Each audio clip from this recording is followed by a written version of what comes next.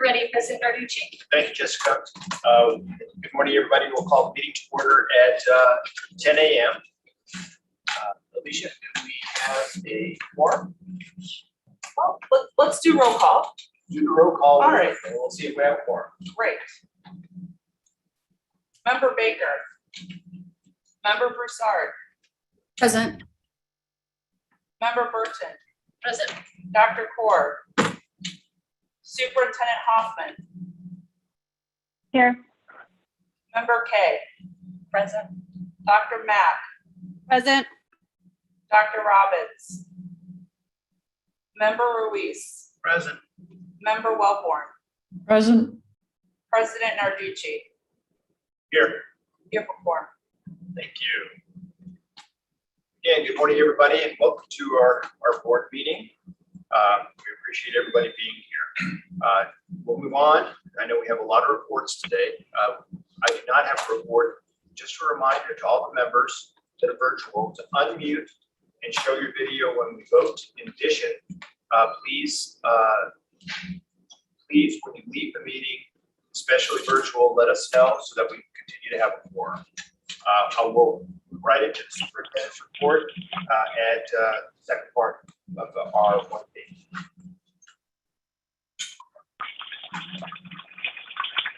Did you say go ahead to the superintendent's report? Superintendent Hoffman, good morning. Good morning. Good morning, President Narducci, board members.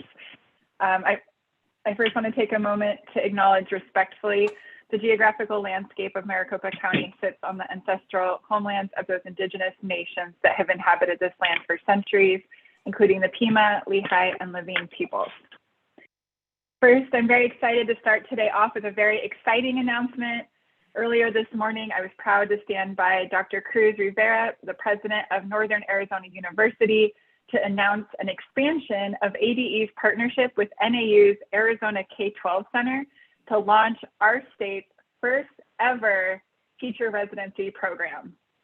Educators and policy experts have long stressed the need to prepare teachers like we prepare doctors with rigorous, hands-on graduate level training so that they are adequately supported for the challenging and critical work of teaching. Through the program's extended fieldwork and the master's degree coursework that revolves around this experience, the residents will learn what it means to develop and sustain themselves as teachers. We're using a $5 million investment of federal relief and recovery dollars, and this program will focus on recruiting, preparing, supporting, and retaining more qualified teachers, especially focusing on our Title I schools, recruiting teachers of color, and also teachers for hard-to-staff subjects like special education and STEM fields. So we're very excited to launch this program in partnership with NAU and the Arizona K-12 Center. Another positive announcement, earlier this year, I've shared with the board our Equitable and Effective Schools Task Force has helped to shape Arizona's state plan for the American Rescue Plan requirements. The vision of the task force informed the outline of our state plan, which just a couple weeks ago, the U.S. Department of Education just recently approved. With our state's approved American Rescue Plan, this ESSER plan, ADE will be able to continue to provide significant recovery resources to our classrooms across the state. This plan provides a recovery roadmap for our public schools and the students they serve by prioritizing supports for student mental health, academic enrichment, and reinforcements for accelerating learning. I'm very grateful for the input and expertise of the broad group of educators, school leaders, and community stakeholders who helped to inform this plan. And with this approval from the U.S. Department of Ed, we will be developing, we're about to launch a grant application process to identify projects that meet one or more of our priorities in the state plan. And we will have more information on the grant application process. We expect the grant to be open by the end of this month. More good news to share about our state enrollment. First, to compare the average daily membership statewide from September of 2020 to September 2021, we have the preliminary data is indicating that we have seen an overall increase of 3.5% for statewide enrollment, with kindergarten seeing a 15.7% increase. And while these are just preliminary numbers, the trends are very encouraging, and we do expect to see a much better official enrollment number for this school year compared to the last school year. There are many reasons for these increases, but I would specifically like to thank our Ready for Schools task force, which helps develop our statewide messaging campaign to provide families with information and resources to enroll students and prepare them for this school year. Our campaign reached tens of thousands of Arizonans, and I'm proud that we're seeing a positive impact in these early student count figures. Later today, we will hear from experts from ADE along with our external partners who have compiled data on the impact of the COVID-19 pandemic on our students' academic outcomes. I want to first thank our teams for working diligently to analyze this data, which captures the impact that this continuing crisis has had on our students. But we also must be clear. The data doesn't just tell us about academic impact. It reflects a systemic lack of access to the healthcare system, including mental health supports, limited access to digital infrastructure and technology, parent or caregiver job loss, poor access to high quality groceries and healthy food options, and the fact that many of our families live in communities where economic growth and opportunity are still too far out of reach. All students and schools have been impacted in some way by the pandemic, but COVID-19 has disproportionately impacted our state's Black, Latino, and Indigenous students and families. Those who work in our schools and classrooms could have predicted these results because these challenges and inequities did not begin with the pandemic. They were exacerbated and worsened by it. For years, educators have been calling attention to the lack of investments in our schools and in our communities. And as educators, we see how food insecurity and housing instability negatively impacts our students' readiness for learning and growing socially and academically. Our state also has one of the highest per capita death rates in the country from COVID-19, a devastating failure that has traumatically impacted our students, many of whom have suffered the loss of family members, caregivers, teachers, and parents to the virus. And these data reflects that too. Our schools cannot solve every societal problem that impacts our students. We need bolder, comprehensive solutions from policymakers in order to support our students. We know every student has the ability to succeed if given the appropriate resources and supports, and we cannot afford to ignore these issues when we're talking about student academic recovery. And if we do, we will continue to leave too many students and families behind. Next, I'd like to transition us to our student advisor reports. And with that, I'm happy to introduce some of our student council advisors who will speak more to the issues important to them, and they will speak to their everyday realities as Arizona students. First up, we have Hunter White.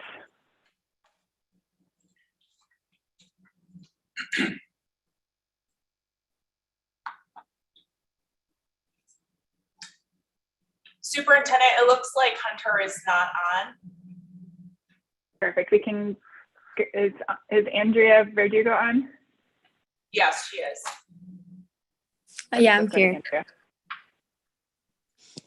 Hi, my name's Andrea Verdugo, and I was here to talk about student dress codes because I feel this is a big issue because everyone can get dress coded, but as a statistic I saw, 83% of these are female students only.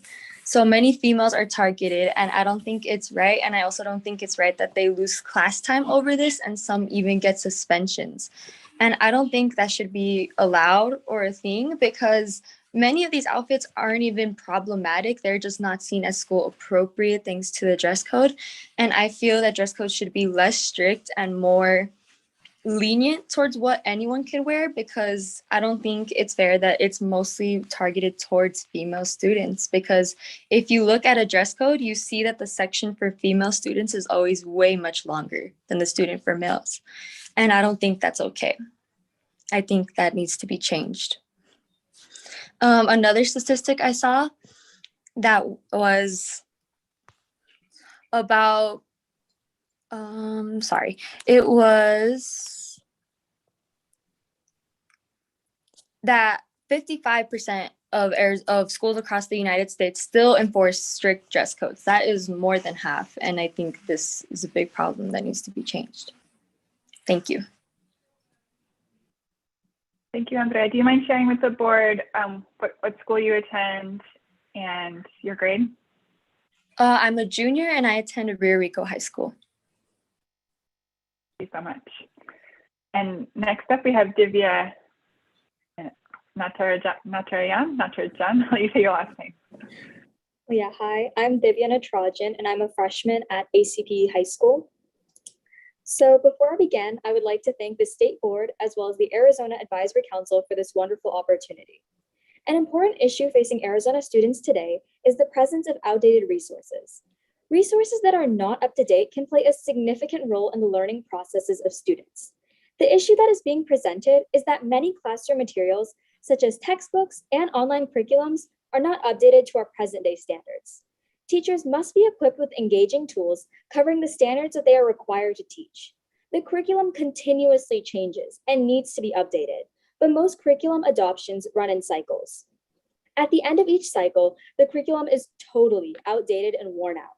Outdated resources have considerable effects on students.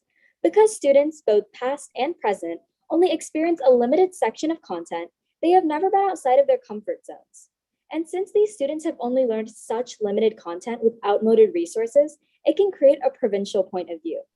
Proper learning resources help students construct more than just superficial knowledge, but also it allows them to build an in-depth expertise on a particular subject, while also developing their own individual learning strategies, values, attitudes, and generic skills. Additionally, updated materials help students understand and enjoy the lesson which their teacher shows them. It helps students understand the object of the lesson that their teacher is conveying. There's a better way that we can combat this issue.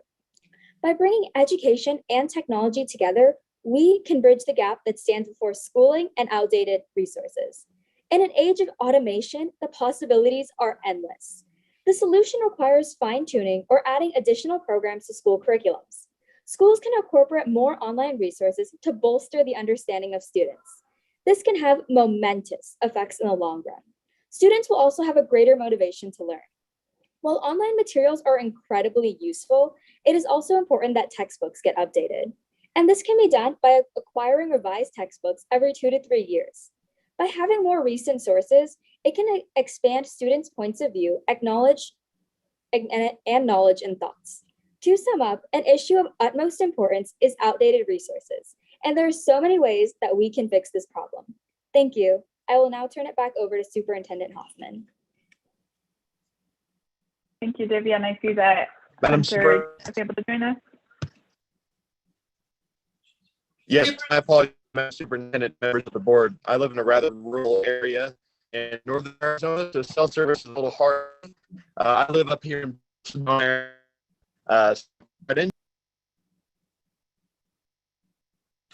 Hunter, you're breaking up a little bit. Superintendent, would you, since Hunter seems to be having some issues, how about we just have Hunter submit his comments in writing and that board staff can put it on simply for him? That would be great, and we can see if in the future there's a better option for him.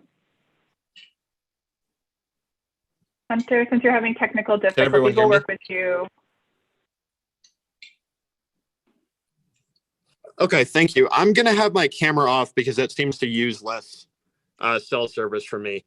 My apologies for the technical difficulties. So my name is Hunter White. I'm a high school junior. I'm also a member of the Superintendent Student Advisory Council. I'm very honored to be here in front of you all. I'm overjoyed to see that our state board is willing to receive student input and comments. I'm very familiar with y'all's procedures. I'm on my school board up here in Sedona, so I'm pretty aware of how quickly the agenda moves. So I'll try to keep my comments relatively brief and just jump right in. So I'm sure you all have seen firsthand the pandemic has rattled our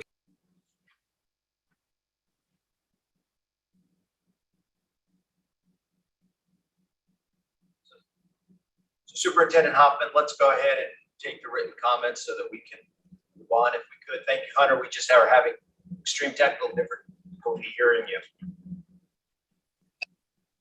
Yes, No I agree. worries. Sorry. My apologies for taking your time. Oh, no, we loved your participation. Sorry about the technical difficulties. Yes, thank you for hearing our input. My apologies. I'll try to find a better connection next time. Thank you. Superintendent Hoffman. Thank you. That concludes my report. Thank you. Thank you so much, Superintendent Hoffman. We'll move on to item C. Director Williams, your report, please. Thank you, President Arducci, Superintendent Hoffman, members of the board. My report, I was going to go through the presentation for educator discipline implementation that board staff has created pursuant to House Bill 2023. However, since we do have a significant amount of presentations, please note that the documents are uploaded into my executive director's report. Schools, HR directors, administrators, superintendents, charter administrators are encouraged to go and look through that documentation. It does contain some fact sheets for implementation of House Bill 2023. Also note for the record that board staff has been speaking. I spoke at the charter board last week and gave an update to the charter board. Staff will be going to Prescott in November to speak with the HR Association. I will also be speaking to ASA in November and with the legal teams of charter schools. I've been invited to their lunch and learn. So we'll hit up as many groups as we possibly can in the fall to just get the word out on House Bill 2023. With that, that concludes my report. Thank you very much, Alicia. We'll move on to item number 2, which is calls to the public. In this item, this is the time for the public to comment on items not on today's agenda or on the consent portion of the agenda. All speakers will be limited to 3 minutes. Director Williams, have we received any requests to speak? Yes, President Arducci, we have one speaker today, Lynn Ann Yazzie. Hi.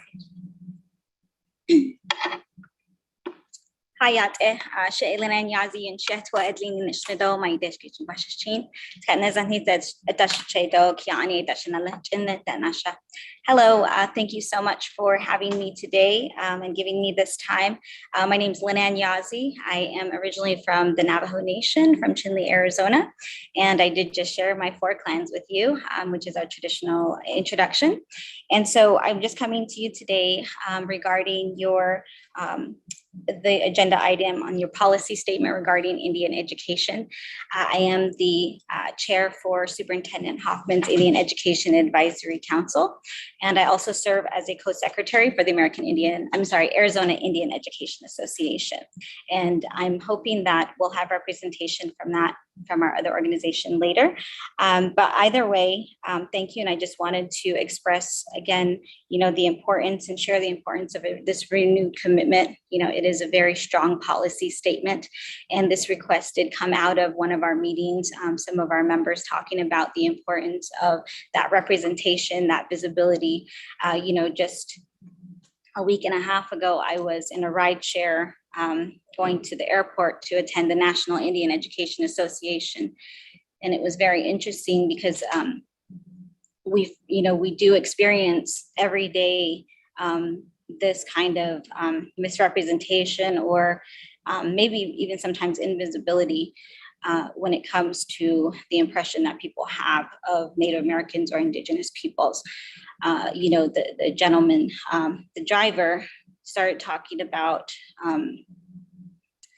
there were so many things he said, but talking about how great our nation is and how we should just be happy with how it is because it's just good now. Everything's good. I said, well, who's it good for? Because he asked me where I was going.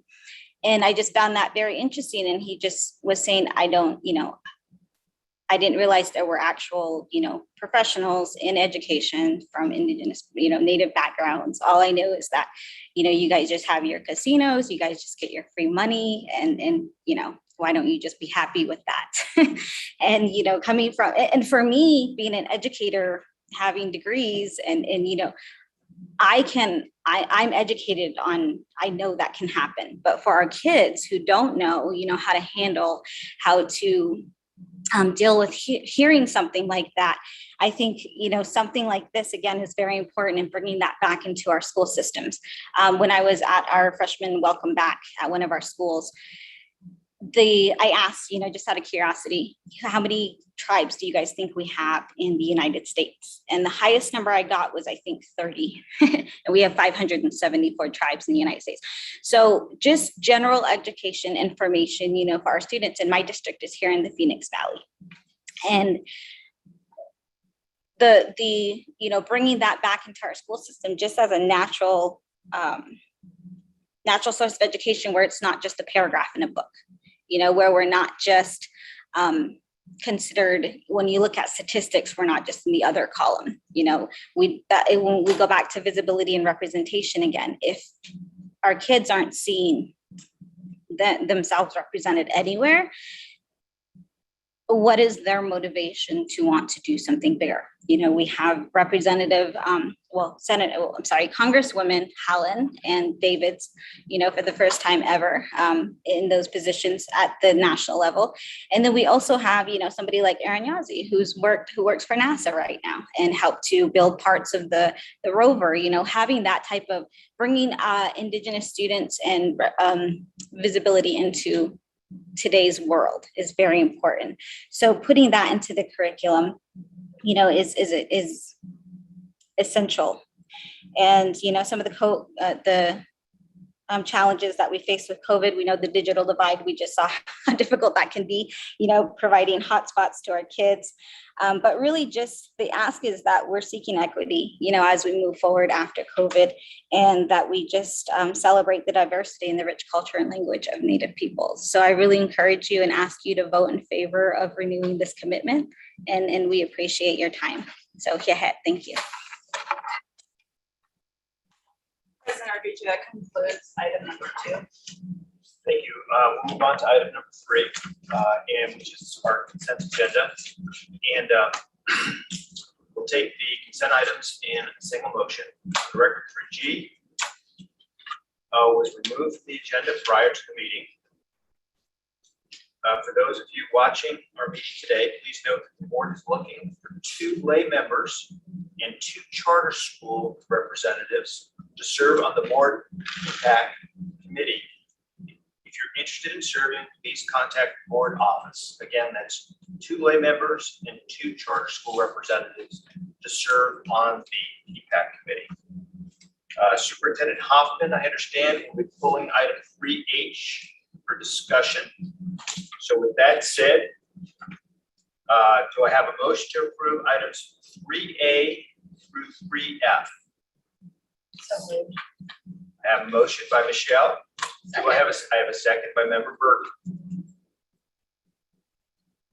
All in favor, say aye. Aye. Hi. Aye. Aye. Any opposed? Member Mack, I don't think you unmuted for your vote. I just want to make sure that you have the opportunity to vote. Yeah, aye. Okay, thank you. There we go. Luckily, I can see the screen this time. Appreciate that, how this is all set up.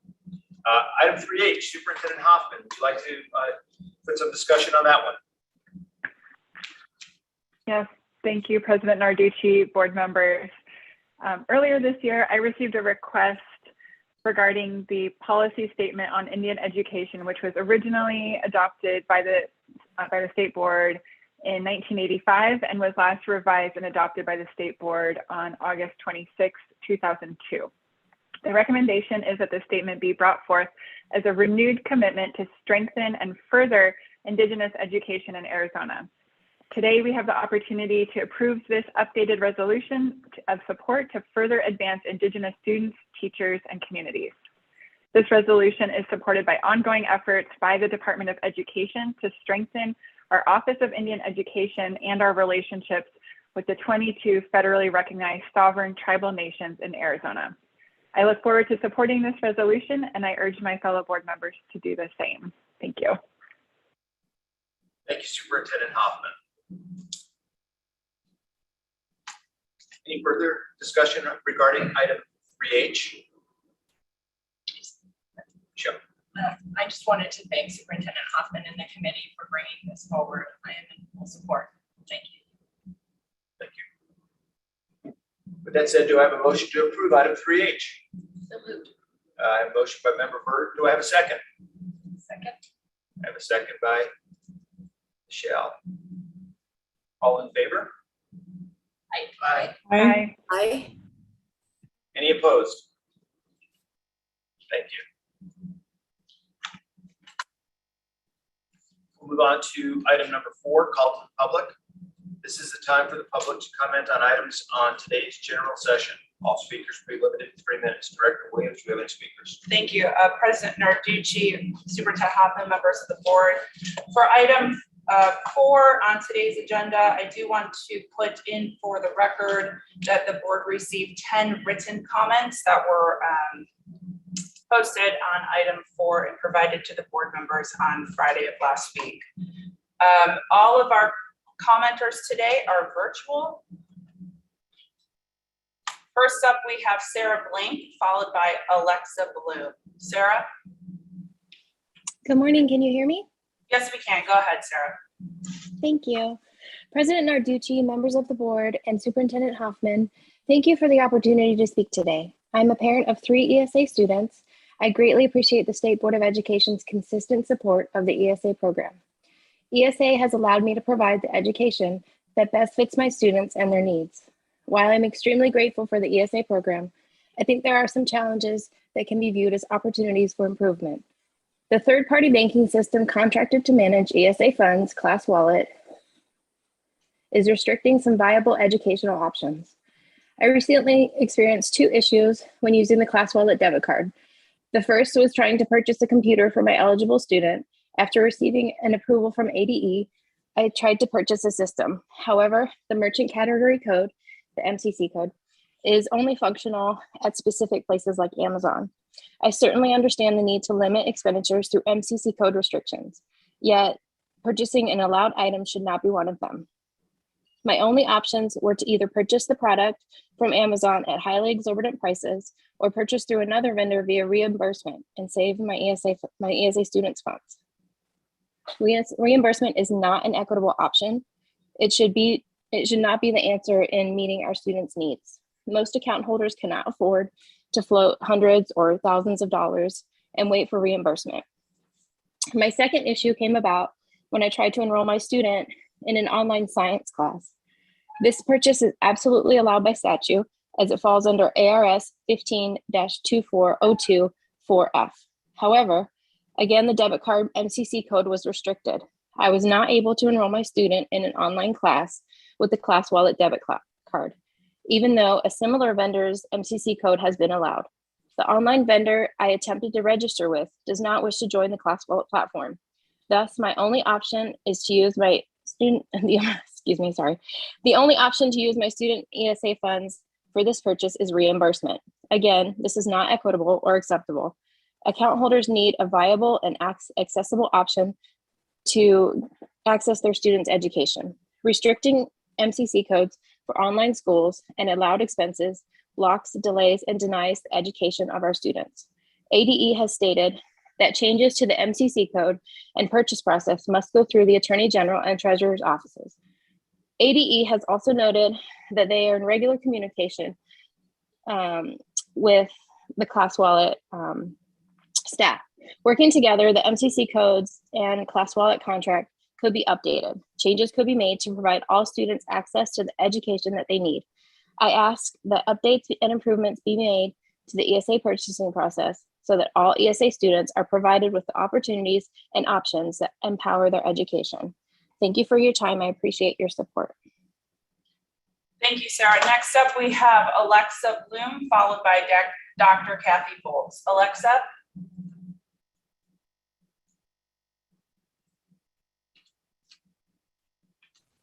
Hi, can you hear me? Yes, we can. Go ahead, Alexa. Okay, thank you. President Narducci, members of the board, I'm speaking to you today about my appeal and asking that the State Board of Education accept the judge's recommendation. Fortunately, the judge was able to discern enough about how the program works or should work even though ADE's witness misinformed her regarding parent expectations and the actual administration of the program. Evidence of this misinformation should be obvious to anyone who participates in the program and can be found in sections 13 and 14 of the findings of fact, or more glaringly in the recording of the hearing itself.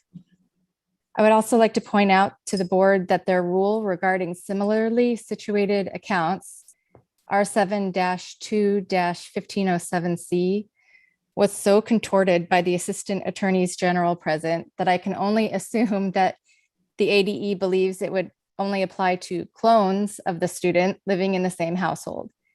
This rule is being used against parents in a way I'm sure none of you intended. I wasn't even aware until halfway through my hearing precisely why my expense had been disallowed. ESA staff believed I had purchased a separate physical item considered an upgrade. That was not the case. This entire hearing could have been avoided if there was a desire to communicate with and support ESA families. However, the trickle-down contempt of this program and of the participating families has created an environment that does not see value in such communication. From removing and micromanaging PAC members to one-sided town halls, to the ADE's current job description of an ESA account specialist, this unwillingness to communicate will continue to stack the deck against our students as if their decks weren't already unbalanced enough. Thank you for your time, as always. Thank you, Alexa. Next up, we have Dr. Kathy Bolts, followed by Rebecca Cross. Dr. Bolts? Hello, can you hear me? Yes, we can. Go ahead. Great. Once again, President Narducci and members of the board, I thank you for the opportunity to speak with you about the ESA program. One concern that parents have is that the State Board of Education rules need to ensure that ESA students have equitable access to allowed expenses to empower their educations. The Class Wallet card was requested to allow educational options that are not on Class Wallet back at the beginning of the year when parents advocated to have a card. But the current contract for the Class Wallet card blocks all the merchant category codes that are educational. I was told this was done to prevent fraud, but this was in response to my help desk request to sign my student up for an online class, which is explicitly allowed in the statute and certainly is not fraud. So allowed ESA expenses such as online classes have been blocked. An exception was made for OutSchool, which has one of these blocked MCC codes, but other online classes are blocked. And I have found a different online vendor that is more suitable for my students' particular needs. ADE has suggested reimbursement as an alternative to the card, but this is not equitable. It is particularly problematic for low-income households, and especially so for special education students. And for some of our more disabled students whose education comes through the ESA program, they may not be a dual income household, they may be a lower income household, and yet they may have funding of $2,000 to $4,000 per month. Most families cannot float that level of expense, and yet the vendors that they need may not be on the Class Wallet system. Reimbursement is not reasonable or equitable. The card needs to work for allowed expenses such as online classes. The profits of Class Wallet must not come before the education of ESA students. And indeed, as Alexa touched on, ADE has rejected expenses for one student while allowing it for another. Anecdotally, I know of one mother of twins who had the same expense allowed for one, but disallowed for the other by the same ADE employee. Parents have a very hard time knowing what expenses are acceptable. The allowed list was changed, and then expenses that were allowed when the parent made the plans were rejected days later. I don't know how something becomes not educational. People who had an approval months ago are now wondering, do I need to get an approval again? How long is this good for? Parents need a lot more certainty about what is an approved expense. And finally, I would ask that the state board share the revised ESA rules before they are finalized. And I thank each of you for your service to the students of Arizona. Thank you, Dr. Bolts. Next up, we have Rebecca Cross, followed by Dr. Mark Dornstad. Rebecca? Hello, can you hear me? Yes, we can. Go ahead. Great, thank you so much. My name is Rebecca, and this is my family's 4th year in the program, and I currently have 4 ESA students. Today, my request is very simple. I'm asking that the board make a second draft of the new rules. Back in the spring, parents took time to give feedback and suggestions and showed some fairly significant concerns regarding the handbook. In the end, though, it was passed in its original form, which honestly was quite discouraging. Many of our concerns did come true. For example, the handbook states that toys are disallowed. On the surface, that might seem reasonable, but so many educational items are also considered toys. Legos are a huge example. They are used in Arizona schools all the time, yet because of the handbook, parents have had to argue for them to be allowed again, and now have to have curriculum with them each time we purchase them. At times, it can be discouraging and feel like if ESA administration picks and chooses what rules to follow, for example, with the supplemental items or with the database, then why keep taking the time and trying so hard? However, I am reminded of the amazing changes we have made. Last year, the board expanded the definition of supplemental items, and that's been very important and very empowering for my children. One of my children is now taking cake decorating classes as an elective, and another one is taking photography. It has allowed me to purchase various items to go with our studies, such as a small Smithsonian wave machine to go with our ocean science study this fall. I truly appreciate that the work the board has done for ESA students, and I ask that the new rules continue to help the program be as empowering as possible for our students and for the board to continue as they have. I really appreciate the opportunity to speak today. Thank you. Thank you, Rebecca. Dr. Mark Jordanstad is next, followed by Tamara Huffmiller. President Ardisha, either one of those last 2 speakers are on the call, so we can go ahead and move on from item 4. Great. Thank you very much. Thank you to our speakers that gave us a comment. Move on to item 5A. 5A has 5 parts. And I'm going to actually kick this over to Director Williams to explain how we want to proceed through this entire process and to make a comment that after 5A, we'll probably take a 10-minute break. Great. Thank you, President Arducci, Superintendent Hoffman, members of the board. As you see, 5A in itself is the board's report that's due to the governor's office by November 1st. In order to write the narrative portion of the board's report, we relied heavily on the Department of Education and educational stakeholders and researchers to develop the COVID impact data reports that you see in items 5A1, 5A2, 5A3, and 5A4. So what we're going to do is Jessica is going to run through her quick PowerPoint presentation regarding 5A. Then we will move on to the 4 separate presentations for 5A1 through 5A4, and then we will come back to take action on the board's narrative report that you see in item 5A. Your questions about how we will proceed today, President Ardisha? I'm good with that. Thank you. Great, thank you. All right, Jessica, go right ahead. Thank you, Executive Director Williams. Today, this presentation is just going to go over what's included in the narrative, as well as what the next steps are for releasing any reports to the field, as well as submission to the governor's office of the report. So first, the purpose of this, in general, we would always like to assess any extreme event like this COVID-19 pandemic and its effects on students and learning. The Executive Director Order EO 2021-03, using data to support success for Arizona students, was the original foundation of this report and narrative being developed. It utilizes the AZM2 assessment data and other assessment or academic data from the 2020-2021 school year to draw the comparisons to prior years in order to identify the extent of the learning loss. This analysis has looked at various demographic subgroups, including ethnic groups, program participation, and locale and region gender. This report may also include recommendations for evidence-based strategies that have been used to mitigate the impact of learning loss, and it is due to the governor's office by November 1st, 2021. So the areas addressed in this report are academic growth through the AZM2 state assessment, academic proficiency through AZM2 state assessment, English learner proficiency and growth through AZELA, and student mobility and enrollment, which is through withdrawal information and enrollment information provided from the schools.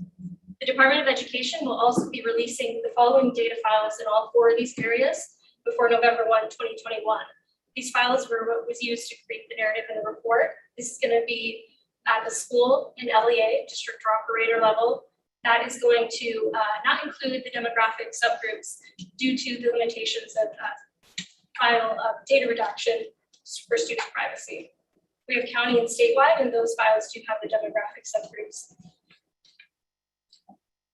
There are some cautions to be made for the use of these data files as well as the narrative report. The longitudinal reporting data is distinct also from state and federal accountability measures and is not calculated in the same way as state or federal accountability, so they are not comparable. School, LEA, and county level analysis are not intended to be punitive.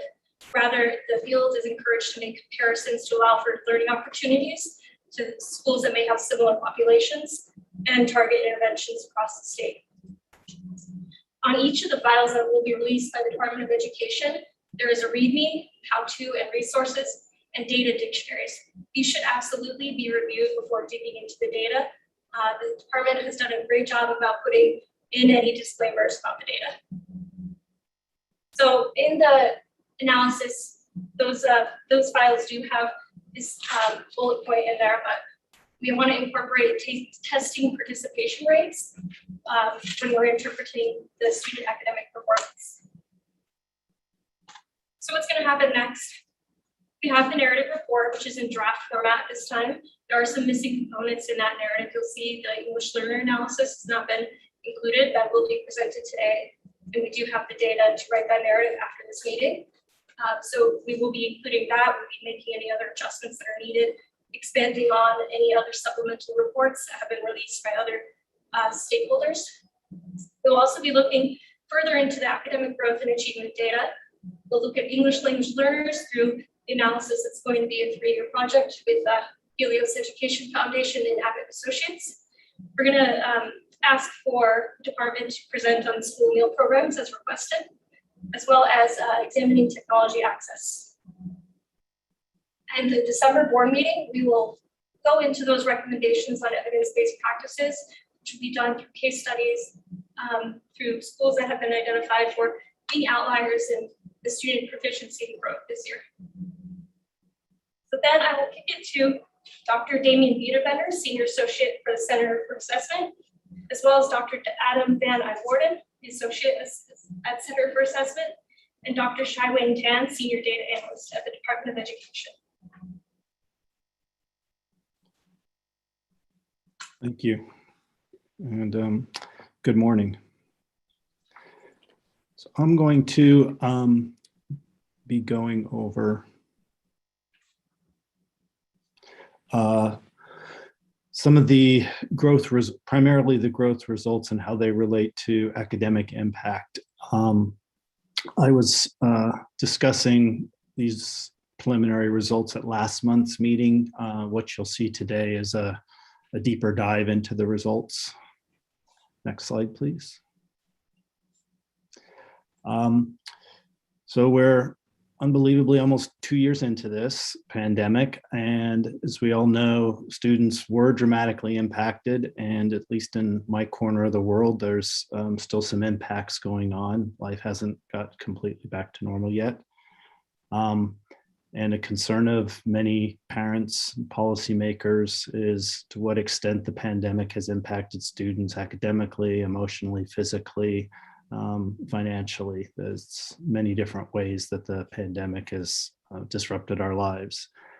And the organization that I work for, the Center for Assessment, has been working with a dozen states to investigate the extent to which the pandemic has impacted students academically. I'll show you some of the results from Arizona. Next slide. So I brought up this analogy last time, and I'll reiterate it this time as well, of what we actually mean by academic impact. So the way I discuss this is to say that the pandemic, in a sense, was like an academic headwind for students. where you can imagine students pre-pandemic going along at a certain rate, and then the pandemic with all of its disruptions slowed down that progress, like a headwind slows down progress when you're running or you're driving. And headwinds impede progress in two ways. They slow down your rate of progress, and because your rate of progress is slowed down, you don't go as far. And in education, those show up in a couple of ways in the data we use. They show up as a decrease in student growth, and they show up as a decrease in student attainment. And today's presentation depicts the academic impact vis-a-vis student growth. Next slide. So with AZM2, we had to actually look at student growth a little bit differently than we usually do. In normal years, when we actually have annual student testing, we look at annual student growth. But because testing was canceled in spring 2020, we need to look at growth across a 2-year span, specifically from 2019 to 2021. And in order to examine that slowdown due to the pandemic, we need a basis of comparison from pre-pandemic times. And so we use growth on AZM2 from 2017 to 2019. These are sometimes called baseline norms. And historically, the baseline growth for groups has a mean or a median of 50. And using my analogy of travel and headwinds, you can think of pre-pandemic velocity of students and their education as being 50. And what we're going to be looking at from 2019 to 2021 is the extent to which the velocity or growth of students deviates from 50. Next slide.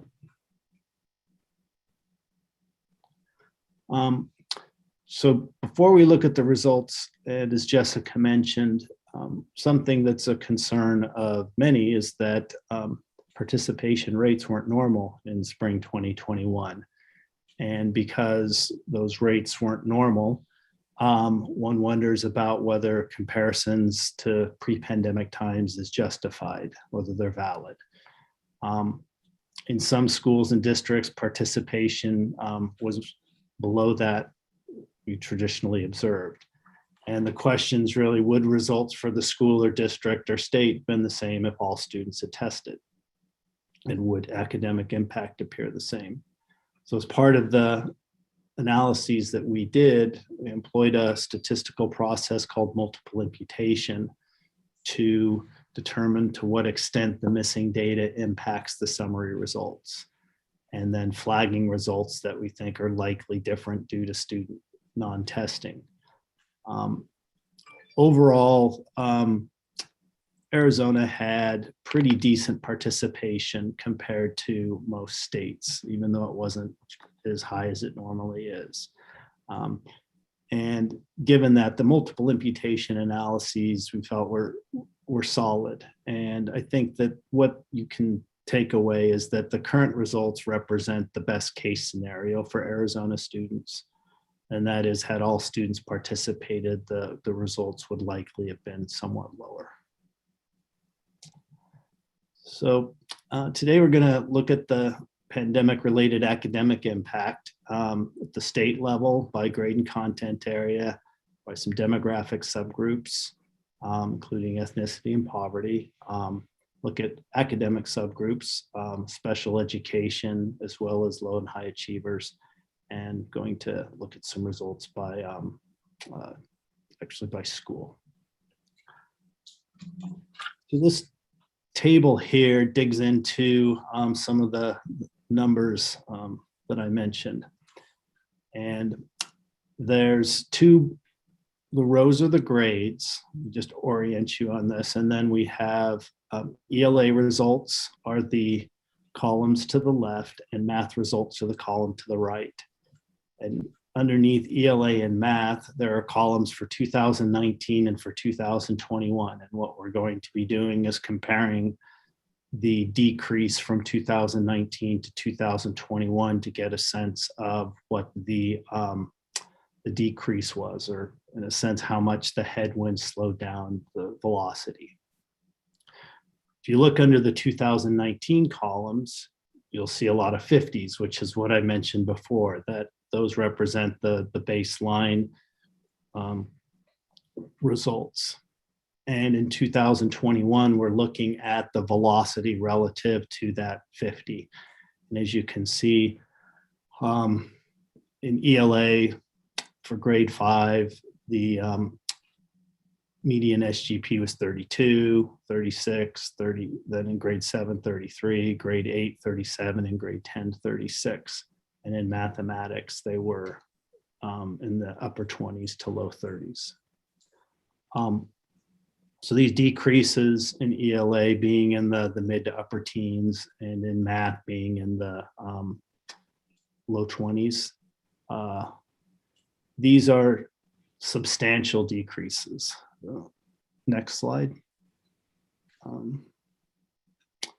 And here summarizing, there's decreases in both ELA and math, and these decreases that I just showed are considerable, very large. The growth decreases in math exceeded those in ELA, but both were large. We saw generally large growth uniformly across the grades. And just to give you a sense of how big these are sort of unprecedented. I've never seen anything sort of in terms of the decreases. These give pause to sort of say, we know that the scores went down, and we suspect that the pandemic had something to do with it, but there's many potential explanations that could lead us to understand why these score decreases actually observed. If in fact they do represent true decreases in student achievement, getting students back up to where they would have been will require an unprecedented effort. And these decreases likely will require multiple years and require additional supports to be able to pull off the type of growth necessary to overcome this decrease in growth. The next slide, break things down by ethnicity. And it's the same general pattern for this table. Here the rows are for different ethnic groups. And we have ELA and mathematics, and we're comparing 2019 to 2021. And importantly, this is across grades. So we're combining the results across grades here. And the key is to look at the loss column to see what sort of decreases we're observing, and ultimately try to identify whether there's some specific groups that had it's very different levels of loss than other groups. And overall within ELA, ranges between 14 and 17, which is pretty much in the same ballpark. In mathematics, do see some groups actually starting to get fairly far apart, where Hispanic or Latino students had a drop of 26 points, which compares to a drop for white students of 18 points. And that difference in 8 between 26 and 18 is the point of being something where you would flag this as being Hispanic or Latino students were probably disproportionately impacted worse than some of their counterparts were. Next slide. And I actually think went over a lot of these. One thing that I would note is that growth disparities between groups existed before COVID. We've noted different groups have different rates of growth pre-COVID. And so what we're actually looking at is the difference between what we saw pre-COVID and what we see COVID. And I've mentioned here which groups actually appeared to fare worse than others. If we look at the growth results by free and reduced lunch status, we can see that in ELA really was equal losses, and in math, I would say comparable losses for the two groups. Next slide.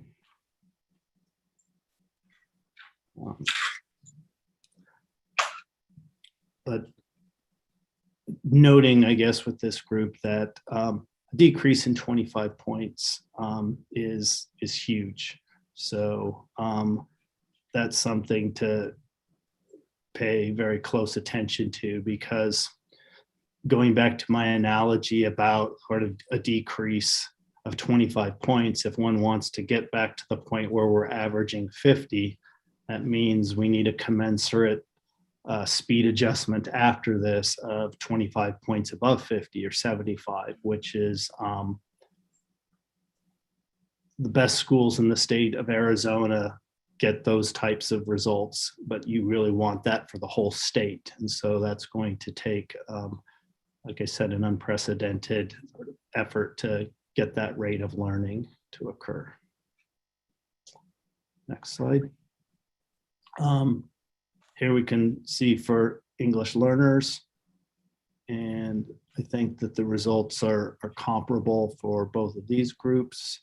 And this is on the AZM2 test. The Azella test, we're going to have a deeper dive of the results for the English language learner population with that after this presentation. And next slide. Special education students. Here we see something that we want to dig into this a little bit more closely, where you'll see with ELA an appreciably larger drop for the non-special education students than the special education students. And where there's a difference there of 9 points between -17 and -8, and also one of 11 points with mathematics. And the question then is, why was there, say, a lesser impact for the special education students than the non-special education students statewide? Were there special efforts directed towards special education students to try to ameliorate the impact of the pandemic through educational services? I don't know whether that's the case. One thing that we've seen in some groups to pay attention to as well is that when there's lesser impact, it may be indicative of the fact that pre-pandemic there was less learning going on than would be desired. And thus, when the pandemic happened, it didn't slow down things appreciably. And those are my last 2 points in this slide. It's not clear what's responsible for the disparities, but there's two possibilities to be considered, and something that I know that the Arizona data team is going to be digging into. Next slide. So I wanted to discuss this, what happens when we look at this by school. So because we know across the whole state that the impact was large, on average, it's going to be large for schools, but there is substantial variation at the school level. And the following slides are meant to try to help understand what different level of impact is based upon a familiar metric, namely the 2019 A through F letter grades. Really, my main point in this, and it's one I hope that you're getting throughout this, is that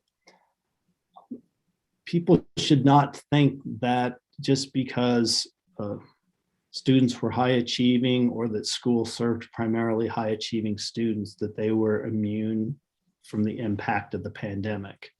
In general, what you see is impact across broad swaths of what's actually going on. If you go to the next slide, you'll see a breakdown of the frequencies by letter grade. So two types of impact that are sort of mapped out here. And if we just focus on the impact associated with growth, broken out impact here into 5 categories of severe, large, moderate, modest to none, or improvement. And if we look at the left panel show the frequency of the schools, and the right panels actually calculate the percentages in each one of the categories. So if we look at the A schools, for example, with growth, you end up finding that about, I'd say 10% of those schools are rated as having severe impact, and about 35% are total having large or severe. The B schools have more, but it's not as though the A schools were immune to this. The C schools have slightly more than D schools than F schools. So parents whose children are attending A schools should be cautious to interpret that everything is okay. Students who were high flying may still be high flying, but have actually dropped, even though the test may still show that they're proficient. Next slide. And in math, we see greater impact, and thus we see more schools sort of rated as in the severe category.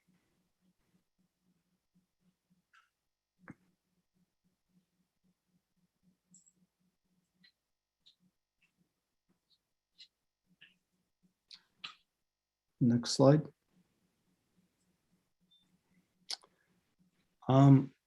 So in summary, the academic impacts to students have been unprecedented and large nationwide, and seeing the same things in Arizona. Though there's some variability in terms of who is impacted, there really are no groups that have been immune to the academic impacts. You see high and low achieving students impacted, students from different ethnic groups, special education, regular education, and English language learners. And as I said, the large size of the impacts indicate really a lengthy time frame to recover. So the notion that we'll see this, maybe what we did with the economy, a V-shaped recovery. I would like to see a V-shaped recovery in education. What I know of the data, that would be great, but unprecedented. And so I hope that we're thinking in terms of a long effort to help students get back to where they were, and in many cases beyond where they were.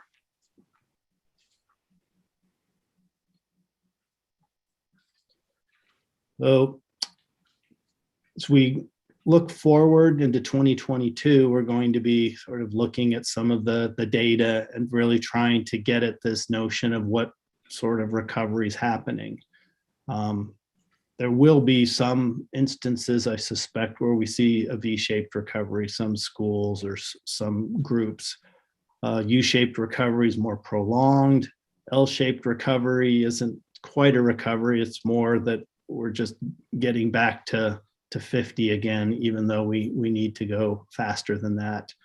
And the worst case scenario is no recovery at all, that we want to avoid that at all costs. So the 2022 data is going to be invaluable for trying to look at that. One of the issues with this, Jessica mentioned this in her introduction, that people are used to using these types of data for accountability purposes. And we're really trying to use the data here to target resources and to help people understand where there's been impact. And that's can be a delicate balancing act. But I'm optimistic about ADE's use of the data this year and also for the data next year to monitor and inform recovery.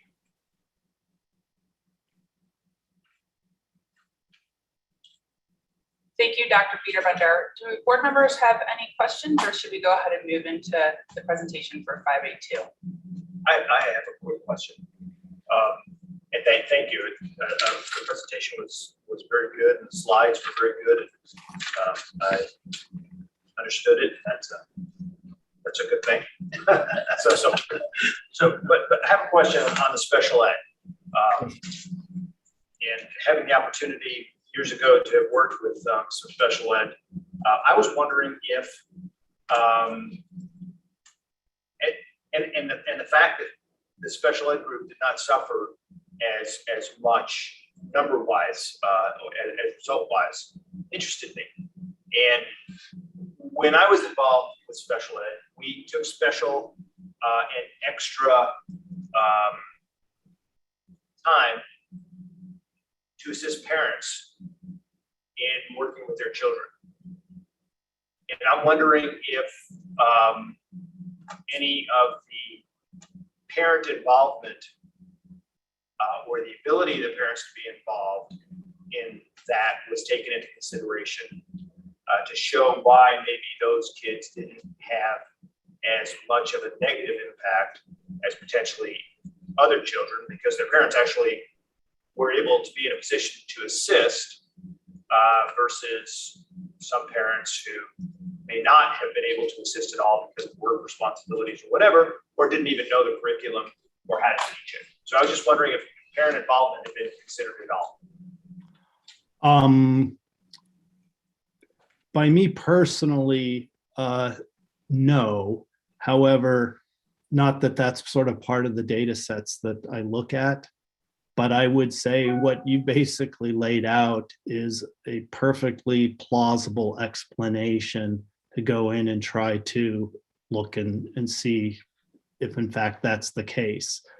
To go perhaps to specific schools or specific districts that had, as you said, these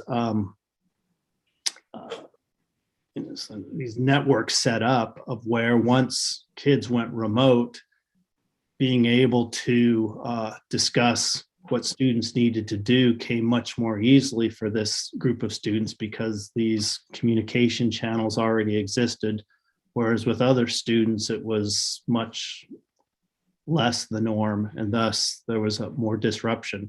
But I think, yeah, that's a great explanation that I hadn't considered, but one I'll probably borrow because I've seen this result in other states, and other people are wondering why didn't special education students appear to slow down as much.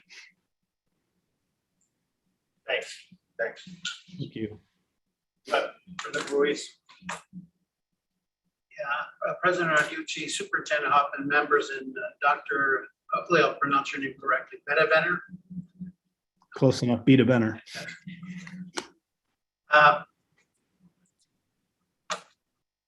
You said that growth disparity among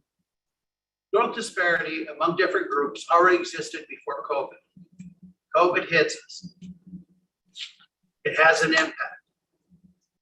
Are we out of COVID and its negative effects? Your question was, are we out of COVID and its negative impact? Yes.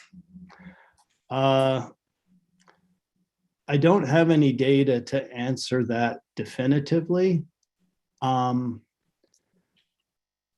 My suspicion is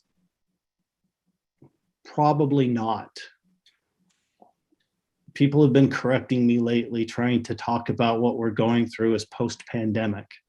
I live in Massachusetts, and schools have been pretty much back in person, but I know north of us in New Hampshire, they've had a lot of school closures. I'm not quite sure what is going on in Arizona. But my suspicion is that things aren't normal yet. And so I would be cautious to say that learning and schooling is back to what it used to be. The second question was that could we generally assume that schools that have high poverty rates, high ethnic minority rates, and high English learner rates, you combine all those three factors, those were most negatively impacted in the measurements that we have? I would say no. Okay. And so one of the paradoxes of this, when we're talking about slowdown due to the pandemic, what it implies is that we're looking at rates versus what they were. And for some groups, you end up finding they weren't really learning that much pre-pandemic. And thus the pandemic came along and it disrupted things, but there wasn't really a whole lot to disrupt. One of my colleagues sort of phrased it as, you can't pull the rug out from people that don't have a rug under them to begin with. And so I didn't see this in any large, like really big groups within Arizona.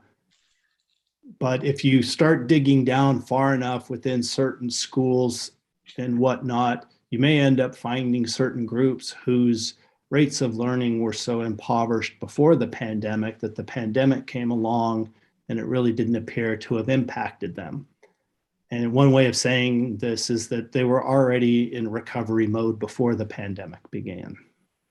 You might say that that rate of recovery is going to take longer. It's like a hurricane. A hurricane comes and hits a community. In certain parts, you're in the eye of the hurricane. Well, you're in the eye of the hurricane. I guess it doesn't. In the middle of the worst part of the hurricane, your recovery is going to be longer. If you were on the extremities, you're going to recover, but it's going to be different. Very much so. I think the hurricane is a great analogy. I've tried to say that this is sort of a Katrina that hit the world. And the impacts to this on academic attainment are 2 to 4 times as large as what they saw in Louisiana. And different communities, like with hurricanes, get hit in different ways. And so highly functioning communities have something to sort of build back to. Communities that didn't really that weren't high functioning to begin with, have to build back up to that. Plus they had a lot more to build up to anyway. Okay, thank you. Sure. President Narducci, member Mack has her hand raised on Zoom. Thank you. Member Matt. Thank you, President Narducci, Superintendent Hoffman, members, and thank you for the presentation. I just have a question, like kind of looking forward, because you mentioned that this data is really useful for informing how resources and how support can be leveraged. Is there any data being kept on the Title I populations pre and post pandemic? And, I'm hearing that 70% of forms are getting turned in at schools because lunch is now, free for every child. So forms are not getting turned in as they were in the past. And this directly is connected to Title I funding. So anyway, I'm just looking ahead and kind of concerned about that. So I just was wondering if there's any data on that you'll be, or is collected or has been collected or can be looked at. I would pass that question to Wendy or Jessica. If in fact that becomes an indicator that ends up getting attached to the growth, that would be something to pay very close attention to see whether or not there's disparities that are emerging between these groups. Alicia, this is Wendy. Would you like me to answer that question regarding the poverty? Sure, go ahead, Wendy. President Narducci, Superintendent Hoffman, board members, and Member Mack. Yes, we are looking at that. We did have less reporting. You are absolutely correct. We have been looking at the people who did report versus those who were a full reporting, let's say in 19 and 20. And right now we're feeling comfortable that the numbers are a good sampling of what it would be. But we are continuing, especially this year, to encourage everybody to report that income eligibility 1 and 2, so we can keep diving into that. But the impact, as Dr. Biederbinder said, was far and wide, and it appears that it hit everybody, definitely Title I schools and those poverty students. But it is something we're aware of, and we're again encouraging all the schools to make sure they report so that we have that comparison as we move forward. Thank you. Okay, President Narducci, would you like to move to 5A2? Yes, please. Great. Jessica? Kimberly Chenault, data analyst at the Department of Education, will be presenting on proficiency. Her analysis with the department typically centered on English learner data and enrollment, so she has also advised on some of those areas for these other reports. And moving forward, she will be presenting the proficiency. Thanks, Jessica.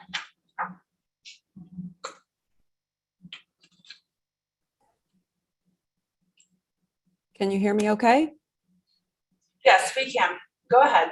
Okay. President Narducci, Superintendent Hoffman, board members and guests, thank you for having me. I am going to share with you today the student testing, participation, and performance results for school year 2020 to 2021. Next slide. So I want to say from the start that I am only presenting to you a snapshot of the data from the school year 2021. This is not showing any comparison to prior years. This data is extracted from the accountability data master files, which are heavily vetted in our state. It includes only testing grades 3 through 8 and grade 10. And we are looking here at testing participation rates for ELA and math only. Next slide. So looking first at student testing participation by grade, the blue bars represent the ELA testing rates and the yellow bars represent the math testing rates. You can see the grade levels listed across the bottom. And on the far right-hand side, we have the testing rates for all students combined, which is about 86% across the state. And that can be used as a reference point for the slides that follow as well. Next slide. Here we are looking at participation by county. And you can see right away on the left-hand side that Apache County had some of the lowest testing rates in the state. I want to remind everyone that Apache County, up in the northern side of our state, had a number of lockdowns throughout the pandemic, and that likely was a factor for these testing rates.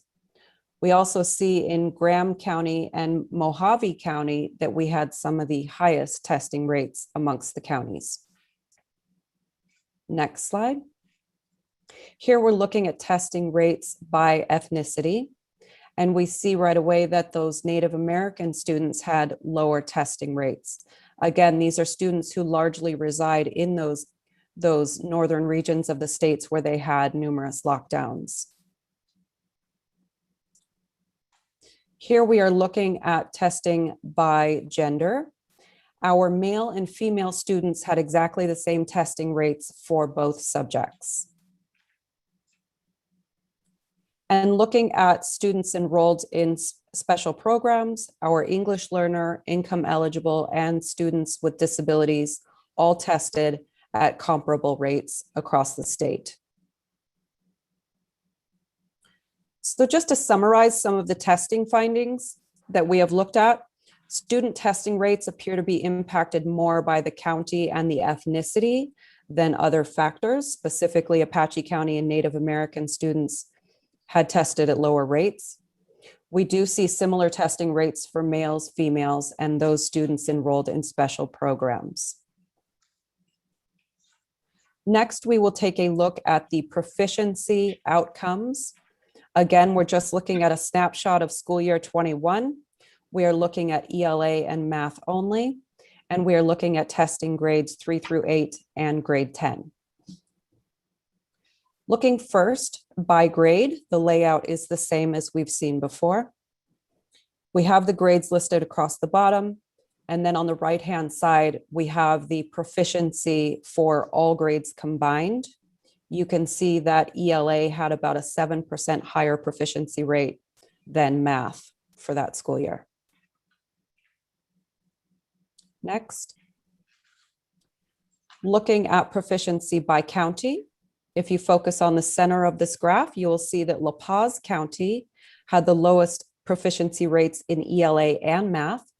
We also see lower proficiency rates in math in Gila County and Santa Cruz counties.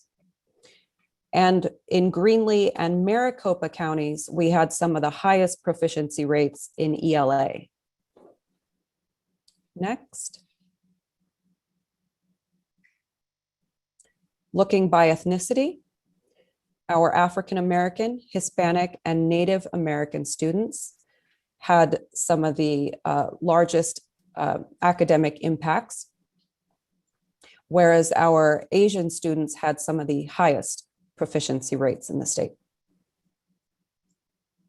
And next, looking by gender, males had very similar proficiency rates in ELA and math, but when we look at our female students, we can see that they were about 12% higher proficiency in ELA.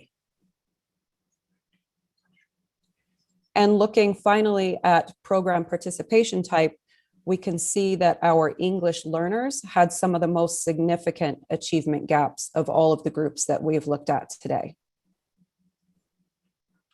Next.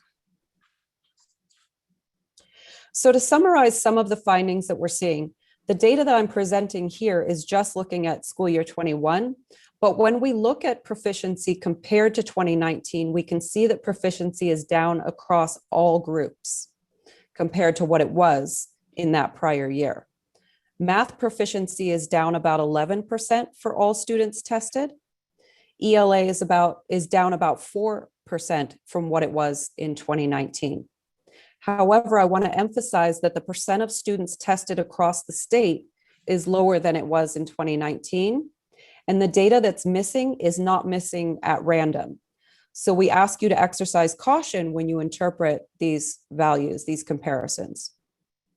And to recap some of the other findings that I've shown you, Gila, La Paz, and Santa Cruz counties had lower proficiency rates in math. These regions tend to be more rural. Our Native American, African American, and Hispanics have continued to show academic proficiency gaps at higher rates than other ethnic groups. And our English learners continue to show significant gaps in achievement. Next. So while this data is only showing you a snapshot of 2021, we know that there's great interest in what the data look like in prior years and what those comparisons look like. We have compiled a series of data files as part of our COVID impact study.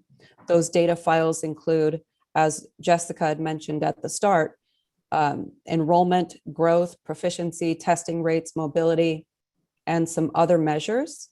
Those data files will be aggregated at the school, LEA, county, and state levels so that schools and other stakeholders can look at what the data looks like across time. However, we do urge caution in making those comparisons, and we provide a how-to and resources page in each of those spreadsheets that provides further information and guidance on how to make year-over-year comparisons. And it also provides links to other resources that may be beneficial. Next. And that is it for me. I'll stand for any questions. Thank you very much. Do any board members have any questions?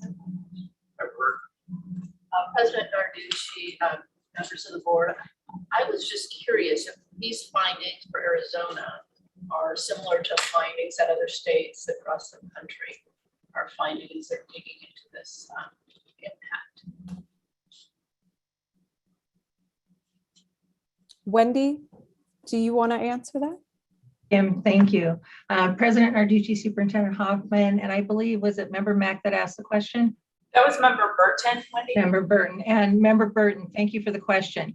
And Dr. Biederbender may add to what I have to say. So just last week, we were attending some national meetings, the CCSSO meetings, and these impacts are being seen in the same similar manner as other states are seeing, where those lower grade levels, the program impact, things that Kim shared today are being seen in other states as well. But Dr. Biederbender, would you like to add? Yeah, it's as I sort of said, I don't think that there's any groups that are sort of immune to what's going on. I would say that Arizona is probably the impacts are lesser than what we're seeing in New England. And I don't know whether that's because schools here perhaps shut down a little bit harder during the year than they did in Arizona. But overall, the results were sort of, as I said, unprecedented. I've never seen anything like it before.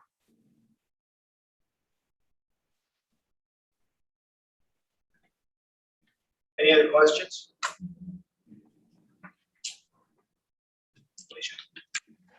Let's go ahead and move to item 583. Jessica?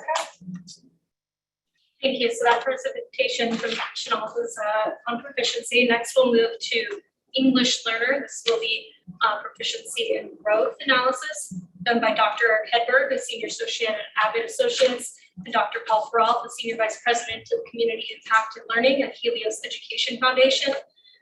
Their combination, they have a very impressive history of methodology-focused papers from Dr. Hedberg and Dr. Peralt in analyzing Arizona's Mauer evaluations. Thank you, Jessica. And you can go to the next slide. So why this study?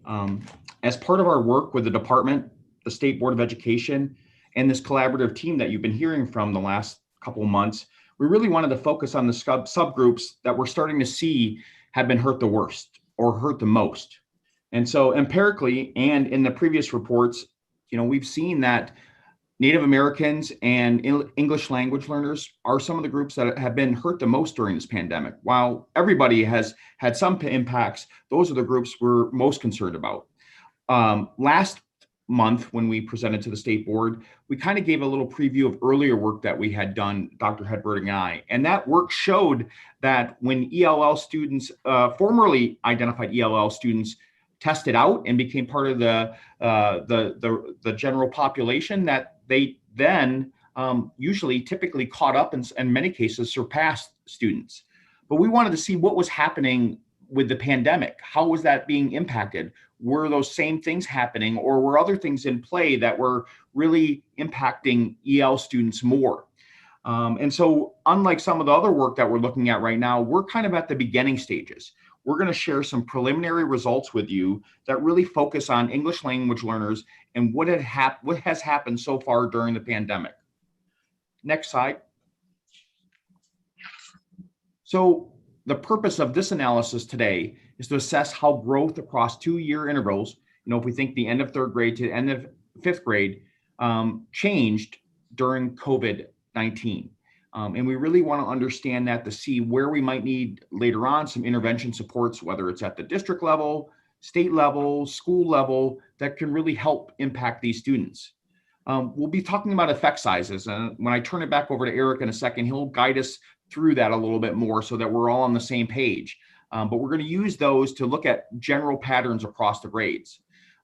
Want to make sure that we highlight that this is preliminary. And while this analysis does not conclusively identify the loss only or specifically to COVID, what you're going to see in our data and our analysis is there's some very big trends that are going to make it look like it's apparent that way. So again, highlighting that these are preliminary results. We're going to be continuing to do this work over the next 2.5, 3 years, really to identify the overall impacts, and also to work with the department to actually identify different strategies that we can help these students. So with that, let me turn it over to Eric that's going to walk us through some of the results. Thanks, Paul. Thank you, President Narducci, Superintendent Hoffman, and members of the board. So today we're going to be talking about effect sizes, which is a different metric than Dr. Biederbenner's student growth percentiles. And you may be wondering, why are we doing all these different metrics? And essentially, they're all asking broadly the same question, but in sort of specificity, they're somewhat different questions and different answers. But if they all sort of point to the same result, that just sort of lends confidence into what's actually happening. So the metrics we're going to be focused on today are effect sizes, which are essentially just standardized differences between averages. So, if you have one group or time period average minus another group or time period's average divided by a standard deviation, that gives you an effect size. And so it's just change in standard deviation units. Just to remind you or introduce you to this idea, I apologize if you're having bad memories of your stats classes in high school or college. We see a picture of the normal curve. If you want to click the animation, please. This is about one standard deviation of the normal curve. If you want to click another animation, there's two, and then one more click. That's three. So about 3 standard deviations are pretty much mostly half of the curve. 3 times 2 is 6. That's where 6 sigma comes from. And so that sort of gives you a sense as to sort of, what a standard deviation means as far as sort of describing all of the variation in a population. Next slide, please. Growth as a metric to describe sort of natural gains has been used a lot, and especially in impact research for experiments where, someone will introduce a new intervention and they'll do their impact analysis and they'll, answer, we had an effect size gain of 0.3. What's important to realize is that effect sizes are different from grade to grade. The table comes from a paper where the citation's written really small font below. That sort of gives you a sense of what typical gains are. Click animation, please. So, early on, students are learning from K to first grade in reading, and these are just sort of typical population average, about 1.5 standard deviations early on, and about 1 standard deviation from, say, grades 1 to 2. However, this slows down. Click animation, please. This slows down in the later grades, where you see that, from 11th to 12th grade, students pretty much have learned all the reading skills they're going to learn, at least in high school, and their growth has slowed to, less than 1/10 of a standard deviation. The table here is 1-year gains. But of course, because we have a gap year in 2020 as far as testing goes, like Dr. Biederbenner, we're looking at these 2-year gains. Next slide, please. So the analysis essentially took students who remained in EL across these sort of 3-year chunks, and it looked at English or the Azella, the rest of the slides will be fixed with that, the Azella scores, math and reading scores, and we're talking about roughly 3,000 to 4,000 students in each of these cells. Next slide, please.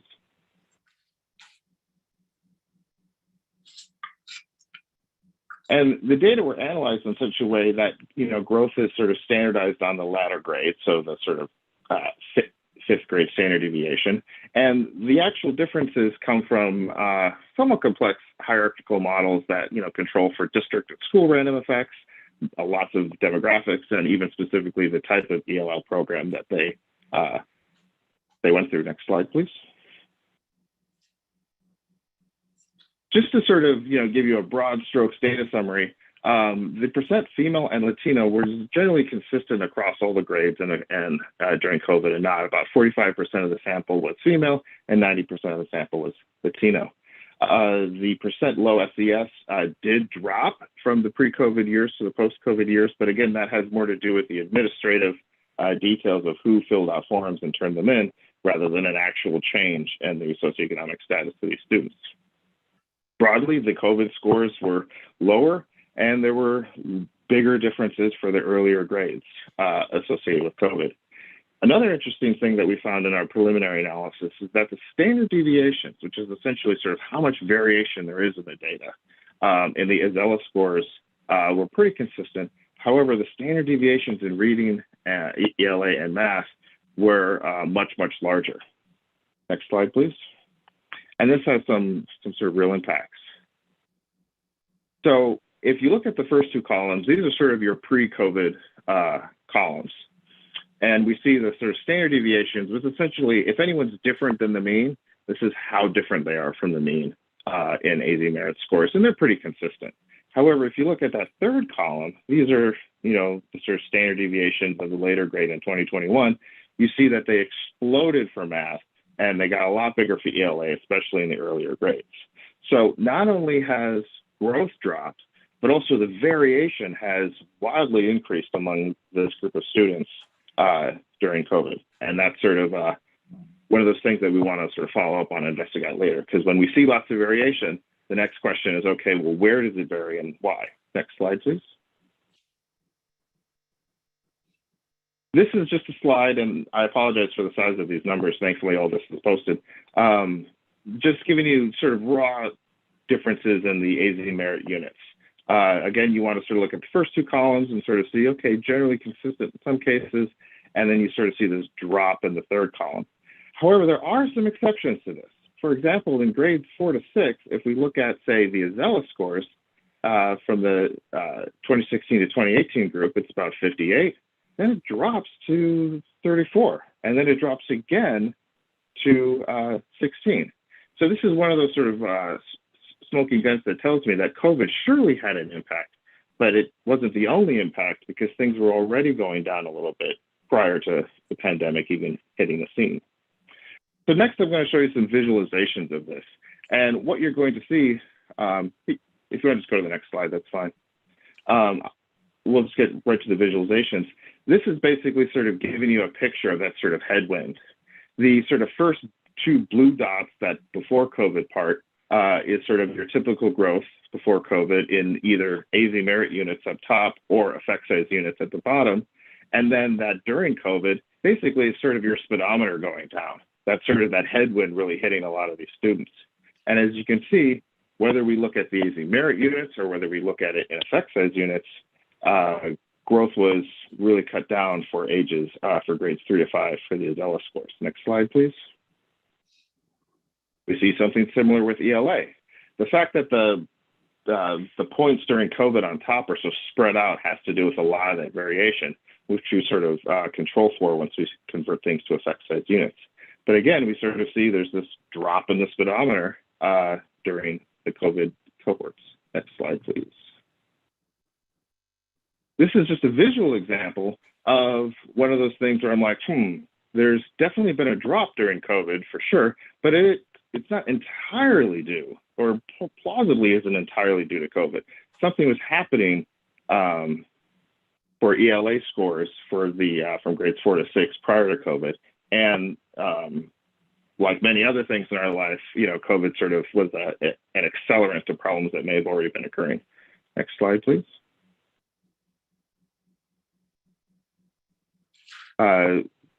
Seeing the same story for math. Next slide, please. I'm trying to be mindful that everyone's seen a ton of charts and graphs at this point. So summary and next steps. All of this is very, very preliminary, and I just sort of took the data as they were and just used sort of complete case analysis. As we just saw in the previous slide, there's also been a drop in testing rates for a lot of these cases. One way is to do imputation, like Dr. Biederbender did. There's other ways to compensate for loss of data, and one way that I think we're going to look into is doing propensity weighting, where instead of using data to come up with a really good guess as to what the scores would have been, instead of doing that, we're going to sort of take students who look like students who typically didn't take the test and give them more weight in the analysis. And then finally, what I've sort of calculated here very preliminarily, and we sort of looked at it, it's sort of been statewide. But there's no reason why I couldn't compute all of these metrics for any particular district.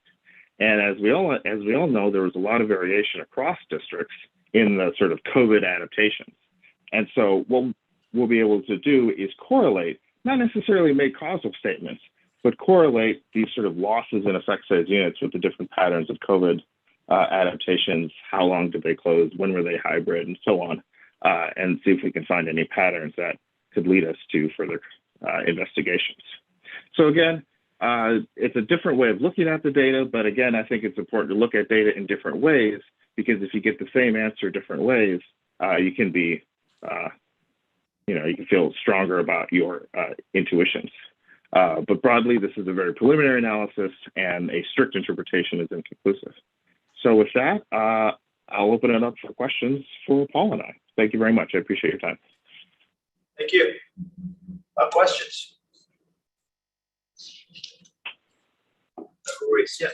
President Narducci, Superintendent Hoffman, and members.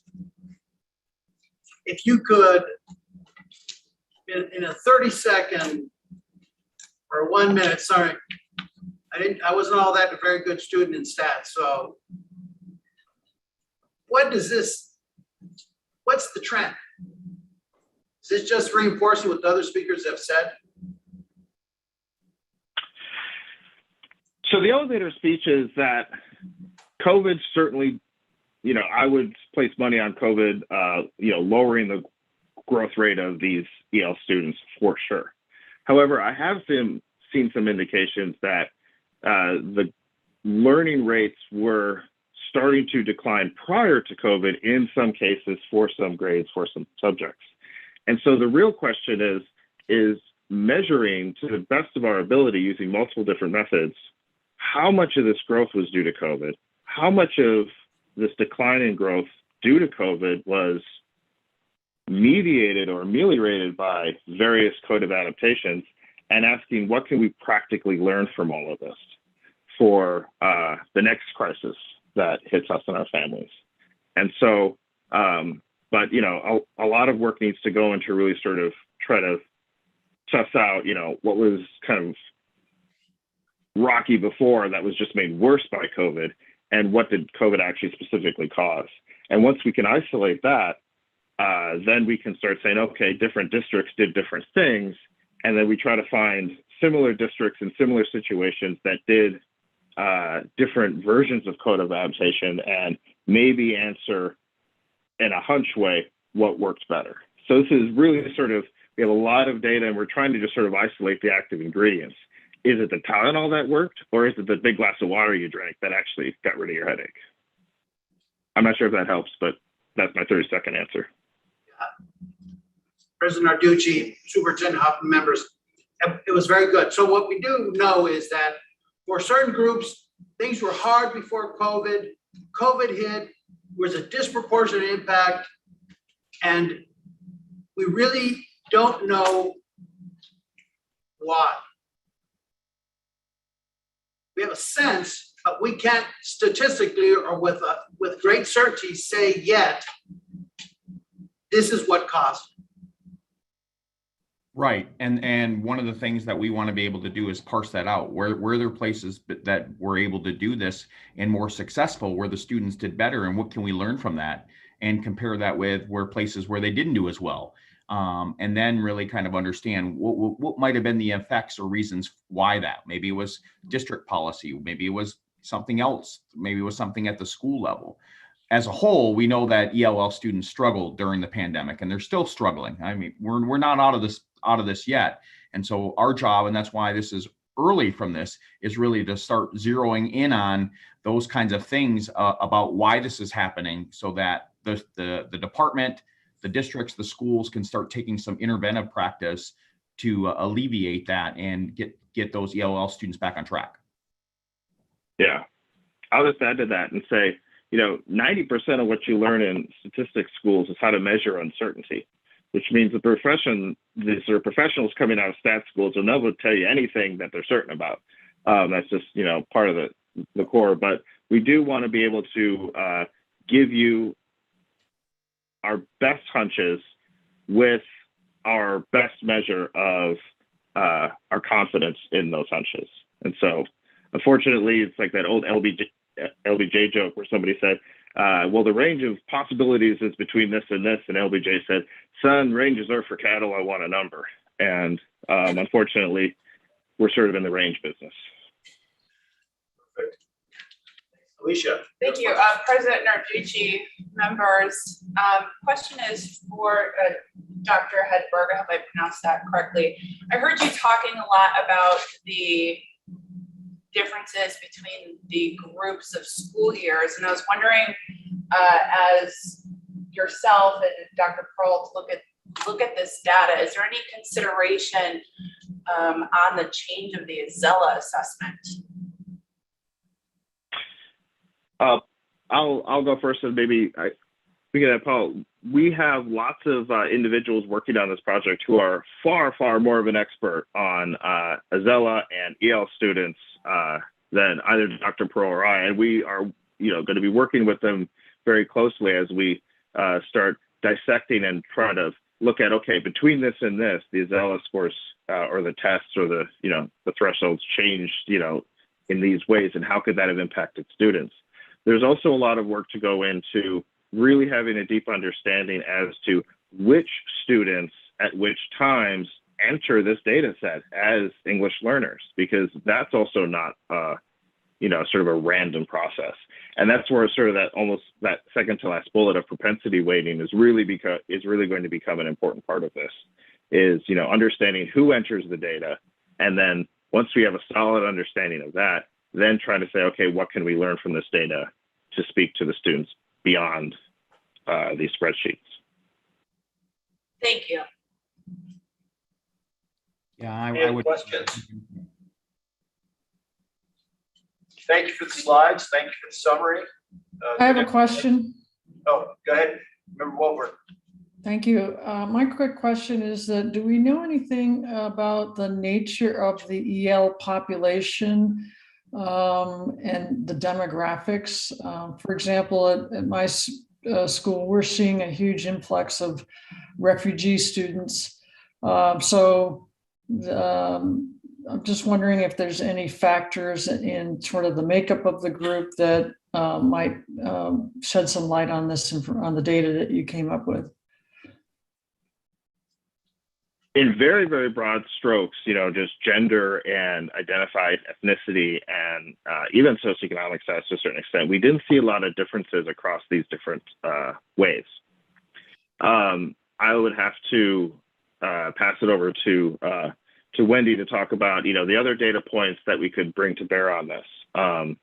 If it's measured, I can include it in the analysis, of course, but if it's not measured, say, if there isn't good data on, say, homelessness, that's not something I could really bring to bear on this analysis. We're still, though, overwhelmingly seeing that the biggest portion of the EL population, to make sure that we're answering your question, is would be more Hispanic Latino. So those are the biggest proportion, even though as we see refugees and coming from other places, that's the larger proportion of students in Arizona EL. Thank you. Thank you. Any other questions? Thank you very much. Alicia, I've got a question. Thank you. It's 11:45, I think, somewhere around there, 11:48. Is this a good time to break in the schedule, or should we keep going? We should at least do the next presentation because it kind of all goes together, okay. And then we can take a break. Let's do that then. It's just kind of Wendy's presentation, and they can be quick. And then we'll come back, we'll vote on 5A, and then we'll move to 5A5. Perfect. Thank you. Today, Dr. Wendy Davey will be presenting from the Department of Education as the Chief Accountability Officer.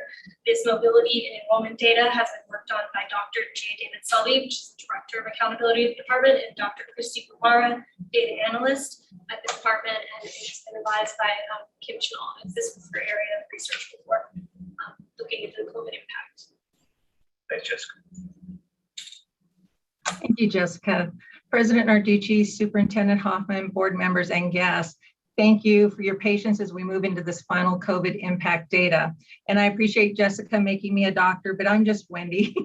So we'll move through. I surround myself with smart people so I can do this. Okay, if we look at the next slide, okay.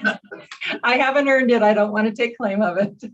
So if we look at the next slide, you will see that this presentation is going to be a continuation of what we did last month. So we have some more data that we said we'd bring back. We also will break it again into enrollment and mobility. And we will specifically be answering the questions that you asked us to look a little deeper into, like the homeschool information and some of that charter district mobility. So let's go ahead and look at our next slide. It's really important before we go into this enrollment that I reiterate that this enrollment numbers that we're going to give you now and we're presenting in other ways is very unique. We have never put this data out this way before, so you would not want to compare it to anything else. When we are looking at the enrollment numbers, we are looking at a unique student count of students who move through any level of the system through July 1st through June 30th. And they would only count once. So how many unique individuals move through your system, whether it be the state, the county, or the district? So it's real important, and it's through the whole year. So sometimes when I reiterate, I'm going to say compared to October 1, because when we released those numbers, we still had how many months left before we reached June 30th. So let's go ahead and start with our next slide. Overall findings. So in the state, definitely we had enrollment decline across the state during the 21 school year. Our lower grades saw more impact, especially our early ed classes, our preschools, our kindergarten, and our first grades. Homeless was our program that saw the largest impact, mostly because the homeless program tends to help people in a brick and mortar and the challenges they need to be successful in a brick and mortar school. So we saw that that was a natural decline, but it was one of the largest. Then, interesting enough, as we talk about, we saw little to no change in the Hispanic enrollment, and the EL population and the Hispanic enrollment actually do have some unique behavior throughout all of these documents that we're sharing with you. If we look at the counties, what we want to say is in 66% of our counties saw only about a plus or minus 3% change from 19 to 20. So plus or minus 3% at a county level, fairly small. However, 48% of the counties in 2021 saw the same level, meaning the others saw a larger change. So when you're talking big counties like Maricopa and stuff like that, percentages, even 1% means a lot of students. So we went from 66 being plus or minus 3 to 48 being plus or minus 3, meaning the rest of them had a larger change. We looked at Navajo County experienced the largest decline in enrollment. Again, one of our rural communities serving one of our nation's Indian nations as well. And then Gila County decided to do something unique, and they actually had more, about 7% more students go through their system in 21 compared to the other counties that we looked at. So the next slide. So looking at the LEAs, our district and our charter holders, it sort of follows the same pattern I just said for the counties, that in essence, 54% of our LEAs and charter holders saw plus or minus a 5% change in 2019-2020. Only about 42% saw that same change, meaning the rest of those schools saw a greater change than plus or minus 5%. So the lower grades, again, I can't reiterate, those preschool, kindergarten, and first graders are the ones that saw the largest impact. In 2019 and 2020, 54% of the LEAs saw a decrease in enrollment, and in 19 to 2021 school year, that did go up to 62%. We did see that two very well-established AOI saw their numbers more than double in 2020 and 2021. And then the biggest decline in student enrollment for the 21 school year were students that served early education, so our K2s, our K3s, and those schools that had unique configurations. So Arizona is really good on creativity. So those that were serving unique configurations saw more of an impact than like traditional grade levels. Okay, so let's look at our first slide here. Now, what I want you to remember on this is unique student count. We're looking at a percent change from 19 to 20 and then from 20 to 21. Now, I stood in front of you back October, November last year. We were estimating to be about 38,000 down. This is by the end of the fiscal year. So let's just take kindergarten.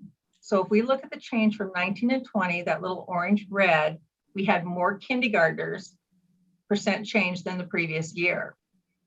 Then you see by the end of the year, we had a big decline in our kindergarten enrollment. So that's throughout the whole year. Those kindergartners really never came back, or came into the system would be more accurate. First grade, we saw a very small decline from 19 and 20, but by the end of the fiscal year, our first graders did come back, having just a slight increase by June 30th. So as school started opening up, and I showed you some of those graphs last month where they started to saw that really upward trend come March, April, we did end up with a good positive increase in first grade, second grade. However, then you see third, fourth, fifth, and sixth remain down, but you can do that longitudinal look, sort of that second impact, but they still stay down. And then you see that our high schools were relatively continued to stay, you know, a little bit higher in their percent change. So the overall impact, we said this last year when we released the October 1 reports last spring, that really impact was in those earlier grades. And we actually saw some increases in our 11th and 12th graders, again, without knowing the reason why, assuming they couldn't get jobs and school was easier being online, whatever the case may be. So let's go ahead and look at the next slide. Our next slide is where we're looking at program participations. And at the end, I'll explain that we have tons and tons of more graphs, and we could have spent 2 hours just on this, but we're just giving you a snapshot of some of these that are available. As you can see, whether it's our EL, foster, homeless, our poverty indicator of income 1 and 2, military, and our students with disabilities, all programs saw an impact of decreased enrollment. I like this slide because it puts into perspective a little bit about the numbers and impact. So when you're asking about the impact of poverty, you can see that by the end of the year, we were down approximately 6,000 to probably about 5,500 in the income poverty. So we still had a good number of our students being accounted for in that poverty measures in this research that and data that we've been providing. So you can see the change there, and we have other graphs that show different populations as resources. So let's go ahead and move to the next slide. So now we're going to talk about mobility. Now, mobility is different than enrollment. So enrollment, I was telling you that each kid was unique in the system once and only. Mobility is based on withdrawal codes. So let's take Johnny. If Johnny went in and out of your school or in and out of any school, let's say he moved 5 times, there's going to be 5 entry codes and at least 4 withdrawal codes during the year plus a year-end code. All those codes are taken into consideration because it's showing how the kids are moving around our state. Okay, so let's go ahead and look at our next slide. The high takeaways are that students moved around more in 2021 than they ever had in the previous 2 years. Our kids were trying to find the best place for them, and it shows in the data. So Arizona is a choice state, and there was a lot of choosing going on last year. So we'll see that in the data. Our alternative schools and our online schools saw less fluctuation than our brick and mortars, and we saw more mobility in our elementary grades than we saw in our higher grades. There was also increased movement from district to charters and charters to district, and I'll share a little bit more details as we get there, but overall the fluctuation went both directions. And a large percent of our students who left for homeschooling returned either by the end of last fiscal year or at the beginning of this year. So let's go ahead and look at the next slide where we're going to address the movement between district schools and charter schools. This was a specific request. I'm going to take a second to set the stage for this. So this first graph is all the change, the net change by the end of the fiscal year. So again, we're talking by the start of July 1st, what was the enrollment? And then what was that net change by June 30th? So the quickest way to remember which slide is which is the shorter bar graphs will always be the charters because they have a little bit less enrollment. And then of course, the one on the right is more of the district population. So this is what we saw and we talked about early on is you can see that movement. You see the 3 years, you see 19, 20, and 21. And you can see that net change from some of the districts to the charters by that higher green bar that pretty much almost goes up through 7th grade, flattens out with 8th grade. And then there's a little bit net change, a little bit decrease on those higher kids. And that's that net change from schools, kids moving from a district to a charter, and the charters having a little bit higher net change. We also see that the other way. So there's the net change of the kids that were going to the charters. So let me back up a little minute because I think I want to make sure you're clear. So those are the kids that were moving to, Now let's look at the net change for the kids that went from the district to the charter. Okay, so you can see here that the charters, the change here is higher. So again, even though there was a little change for our charters, there's a much higher change where those kids are leaving to go to the charters in those earlier grades. So these are a little bit harder. They take a little bit more time, but in essence, both of them are showing that there was more movements to the charter schools in the earlier grades than in the later grades. So that's a little bit different by the end of last fiscal year. So we took a look at what happens at the beginning of the following years. So let's look at the next slide. So in this case, we're looking at the net number as the year ended. And how did they come back the following year? So most kids move within that first 30 to 60 days. And you can see here, you'll see that slight decline in the first graphs is some of maybe those charter schools that may have been open and offered that choice to parents. As some of the brick and mortar schools open back up, you can see that movement probably back to the districts, and then the same thing on the other side. So you saw that movement back into the districts. So in essence, when we look at it, we'll have the tables to share with you and even more graphs. Even though there was initial swing this way, we're moving back towards it was really consistent by the end of the year where the kids were. It appears a lot of the kids went back to their own homeschool, but that charters definitely provided an opportunity and schools that were open for parents to make choices of. And you can see it here. Again, I can't say that's exactly the reason why. I think Member Ruiz says, and Dr. Hedberg said it, there's a lot in the data and we don't know all the reasons. So let's go ahead and look at the next slide. This is that movement of homeschools. And we always bring this back because we get so many questions on it. So let's look at the first as far as students withdrawing to homeschools. So if you look down below, there's two lines and they almost sit right over the top of each other. So that's how many times a student withdrew in the state of Arizona from July 1st through June 30th that withdrew to be homeschooled. That's that W-9 code. Then you see what happened during the 2021 school year. So that accumulates, you can sort of ignore that little at the end because that's just an accumulation there. But you can see how much higher, almost a little less than 10,000 students or 10,000 withdrawing times. It may not be unique 10,000 students, but the code was used 10,000 versus a little bit less than 4,000 the 2 years prior. So there was a lot of people choosing to homeschool during the 2021 school year. So if we look at the next slide, and this is what I sort of led to in our summary, is how and if did these kids come back? So the first one is within last year, during the school year, what was the rate of kids who had withdrawn re-enrolling in a public school? So you can see that by the end of June 30th, by the end of the fiscal year, we had about 2,700 kids return and end up being in a brick or in a public school, no longer being withdrawn as homeschool. The interesting one is the slide to the next. If you look at the slide on the right, you can see that the little lines below that actually we had less students return in 2020 than we did in 21. So not as many kids in 20 returned as 19. So 19 to 20, 20 to 21. But then you look at the green line. So the green line is the kids who ended June 30th of 21.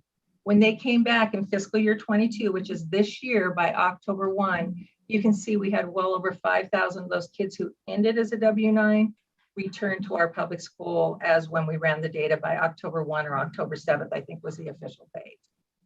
So let's go ahead and look at the next slide. So mobility is very interesting to follow.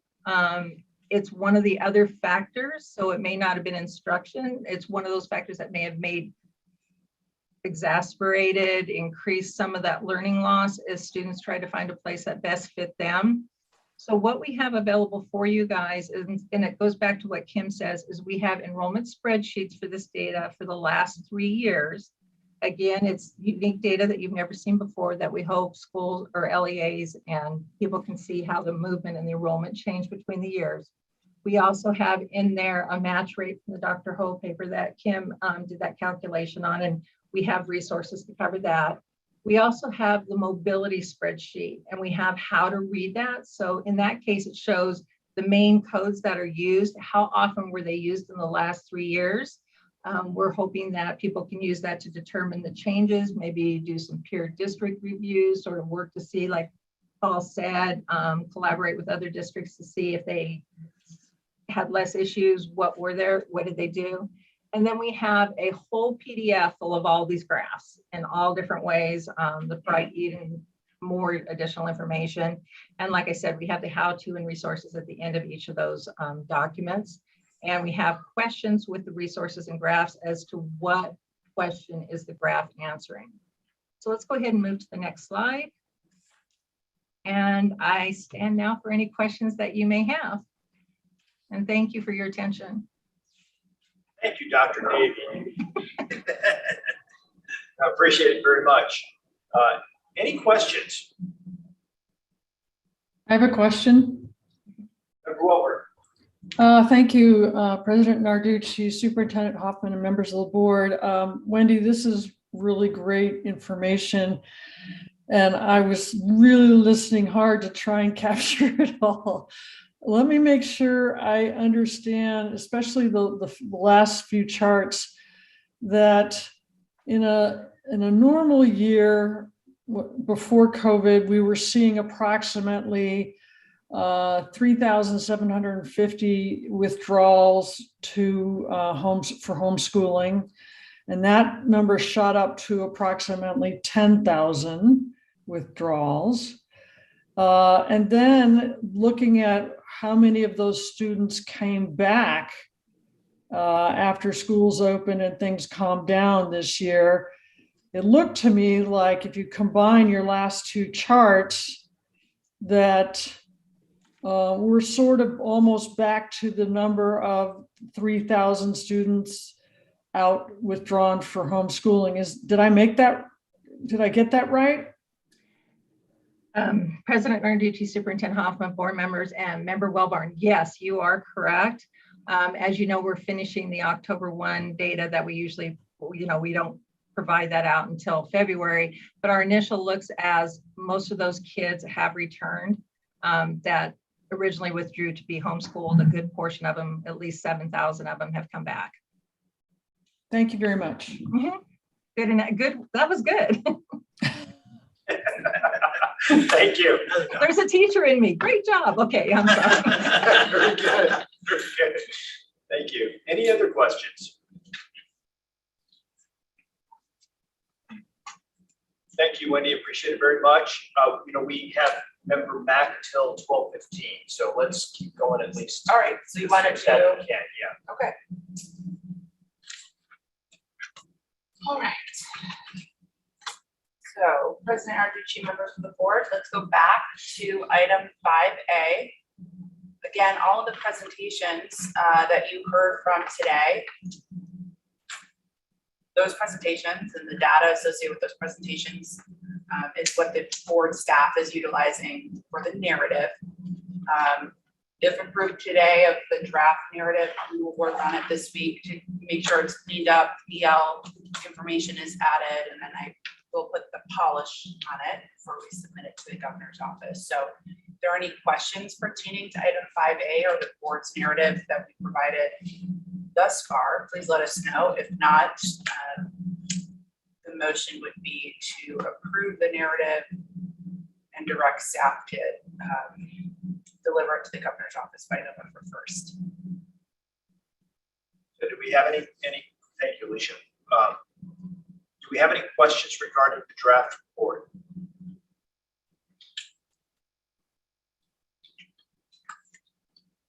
Great. I actually appreciated all of the explanations today very, very much. They helped me tremendously. And thanks for the way it was explained and the way it was presented in the PowerPoint, etc. No questions regarding the draft report. Do I have a motion to approve the COVID-19 impact report, identifying the extent of learning loss, and direct staff to transmit the report to the governor's office no later than November 1st, 2021? I have a motion. by member Burton. Do I have a second? Second. I have a second by member Ruiz. Members, please unmute and show your faces. All in favor, say aye. Aye. Aye. Any opposed? The ayes have it. Thank you very much. We will. Let's no. do, since we have member Mac, President Rucci, let's do 5A5 and then we'll finish all of 5A5. 5A5. Okay, so President Rucci, Superintendent Hoffman, members of the board, item 5A5 is the approval of the 2021 State Accountability AFRA public file component scoring pursuant to House Bill 2402. If you recall, the board at the August 27th meeting approved the 2021 business rules and reviewed what the AFRA public file mockup would look like. In addition, Wendy and her team also showcased to the board what the component scoring would look like within the Arizona report card website. Ultimately, this agenda item is just a formality, and then we would approve both again, and then we would direct the department to release the component scoring by November 1st, 2021. With that, if there are any questions, I could take that or move the motion. Thank you, Director Williams. Any questions from board members? Hearing none or seeing none. Do I have a motion to approve the 2020 finalized business rules and the 2021 state accountability public file and direct ADE to release the public file by November 1st, 2021? I have a motion by member Burke. Do I have a second? Second. I have a second by member Kay. All in favor, say aye. Aye. Aye. Any opposed? Hearing none, the ayes have it. Thank you. Thank you, member Mack. If you come back, that's great. We'll see you then. Hopefully we won't be around, but we'll see. It is 12:12. We'll take a 10-minute break. Thank you.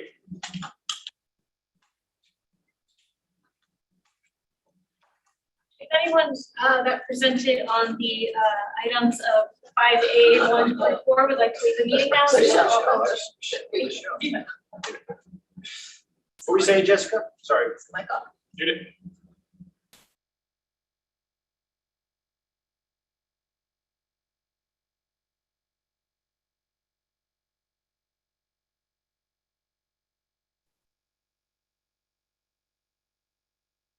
So Jessica and Alicia, you need me to stay on for the next 3 items, correct?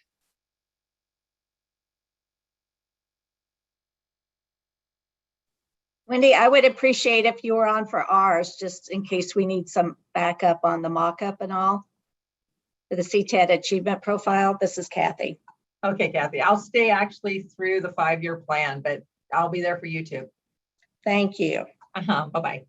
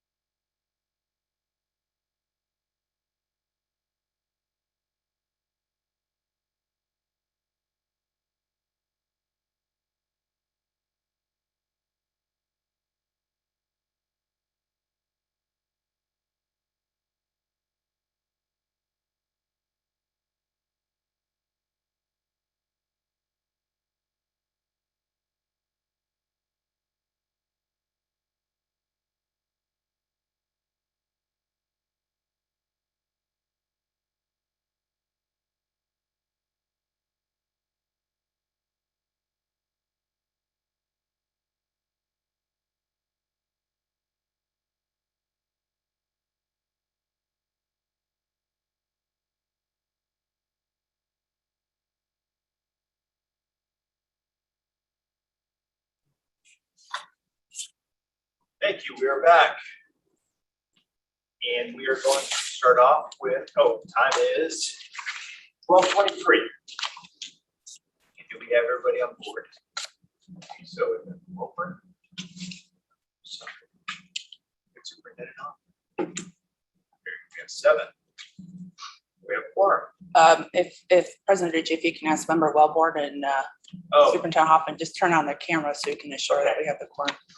Member Welber. So can all the board members turn on your cameras, please? Just have to assure that we have a quorum. Thank you. They have to stay on. Oh, no, through my presentation, if they wish to turn their cameras off, that's fine. Okay. All right, we'll go to item 5B. Director Williams. Thank you, President Narducci, Superintendent Hoffman, members of the board. Item 5B is the presentation, discussion, and possible action on the criteria and modeling to identify schools for the school year 2021 that demonstrate a below average level of performance. The board is being asked to identify below average performing schools pursuant to House Bill 2402 from last session. If you recall, 2402 allows for schools not to have a summative letter grade for the 2021 school year. However, directs the department to release the component scoring, which we just voted on in item 5A5, and directs the State Board of Education to identify the below average performing schools. So there is a 17-page document attached to this agenda item. There's modeling included. There are decision points from the board. There are decision points for the board to make. Therefore, I put together, as the cool kids call it, a slide deck. It's no longer called a PowerPoint presentation. Okay, so today we're going to start with the traditional K-8 model. I'm going to go through the slides, and if you have questions, let's take questions at the end of each model, and that will be helpful. All right, so total K-8 schools in the state of Arizona is 1,387. From the 2020-2021 school year, there were 1,300 traditional K-8 schools that had measurable proficiency and growth components. Data is needed in those areas in order to identify the below average performance. If a school does not have measurable data, normally it's because they don't have the necessary end count. So they have a very small student population. We typically see this every year in accountability, especially for the very, very small schools in Arizona. So the rule number 1 that's being proposed for the traditional K-8 model is identified in the bold. Rule number 1, proficiency points earned plus growth points earned in the 2021 school year. Now, when you run the 1,300 traditional K-8 schools through rule number 1, there are 150 schools that are identified by rule number 1. And when we look at those 150 schools, those 150 schools represent the bottom 12% of K-8 schools. One of the things that board staff and department staff were very cognizant of when identifying below average schools is that we wanted to ensure that we had longitudinal historical data between what previously were identified as low performing schools, which are DNF schools, and this category of below average performance. So we have 12% of K-8 schools in the 18-19 school year were labeled DNF schools, and we have 12% of K-8 schools being caught by rule number 1. Go ahead to the second slide. Next slide. Thank you. Because there were 150 schools identified by rule number 1, we then looked at the makeup of the 150 schools, and we recognized that there were many A, B, and C schools that were previously identified as A, B, and C schools from the 18-19 letter grade system. So rule number 2 attempts to further identify K-8 schools who have been historically below average or chronically underperforming. Many of these schools, which are 42 schools, so 42 schools out of the 150 would meet rule number 2. Many of those schools are already in federal school accountability or CSI programs. Therefore, there would be 42 formally identified below average performance schools for traditional K-8. What the board staff would do is we would send notification to the remaining 108 schools that were identified by rule number 1, just informing them that they were identified as one of the bottom 150 schools in K-8. Next slide. Staff recommendation. Staff is recommending that the board approve rule number 1 for traditional K-8 schools and rule number 2 for traditional K-8 schools, which would equate to the formal identification of below average performance. 42 traditional K-8 schools would have that identification. Please note that further in this presentation, I will talk about AOI K-8s, so Arizona Online Instruction K-8 schools, and how staff recommends identifying AOI K-8 schools. I believe that's the last slide for K-8. So does anyone have any questions pertaining to the information in the previous 3 slides?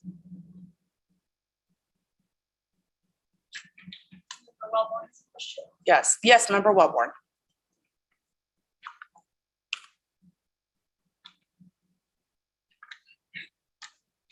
Member Wellborn? Sorry.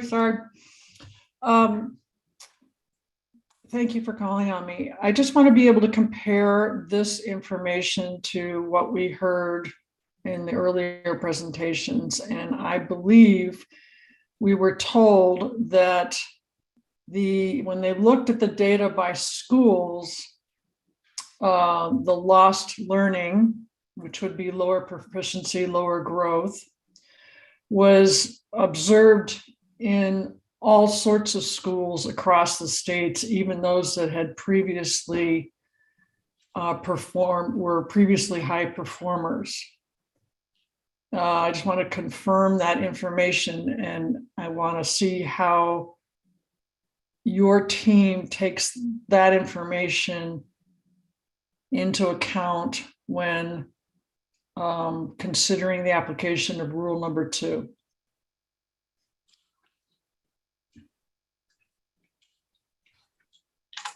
I'm sorry, Member Wellborn, I don't fully understand your question. Could you repeat? Well, my question has to do with why are we applying rule number 2? In your recommendation, you're recommending we apply rule 1 and rule 2. And my question is, why would we apply rule number 2 when we heard earlier this morning that the impact of COVID and the high rates of learning loss were seen all across LEAs, across Arizona, including previous schools that had previously been performing well, theoretically A, B, and C schools? I understand. Thank you, Member Wellborn. That is, rule number 2 is just the staff recommendation in order to make the chunk of K-8 schools smaller. We have a significantly larger population of K-8 schools. Therefore, rule 2 was developed to take it from 150 to 42 for formal identification. But if the board wishes to formally identify all 150 K-8 schools, the board could do that. Thank you. Member Ruiz, President Narducci, Superintendent Hoffman, members, Alicia.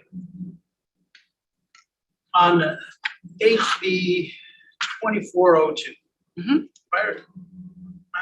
reading that remember reading that correctly, we have the responsibility of identifying below average schools. So my question was at the very beginning was, so what's average? So Member Ruiz, would you like the median number of growth points?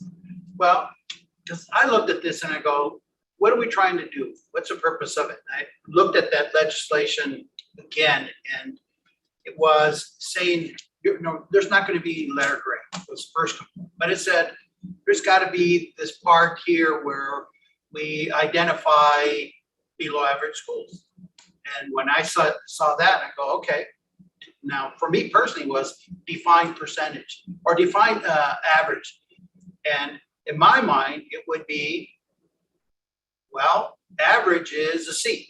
We go, just grade level wise, A, B, C. And if average is a C, well, how do we measure that when it's based upon proficiency and growth? And if there were exams last year, people took the test, but it was different from the year before. The number of, you should hit over 95% take the test. That didn't happen. So that already starts to skew your numbers. And then you go, okay, there were disproportionate impact on groups, starts to skew numbers more. So is that data good? Now, so then in defining average, okay, do you go to the year before? And you go the year before and you say, here's what the state average was for ELA. And here's what the state average was for math. And you take that number. And okay, now I have a reference point. And then you go, all the scores from last year, anybody who scored below that, you're going to be listed here. And then my second question was, what's the purpose of the list? And I think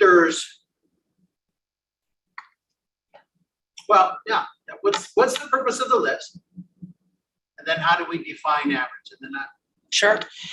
So President Arducci, Member Ruiz, members, in terms of your example, Member Ruiz, of taking the average proficiency across 3 years and then applying it to last year, I think you would find a significant number greater than the 88 schools that would be identified with what I'm presenting as staff recommendation.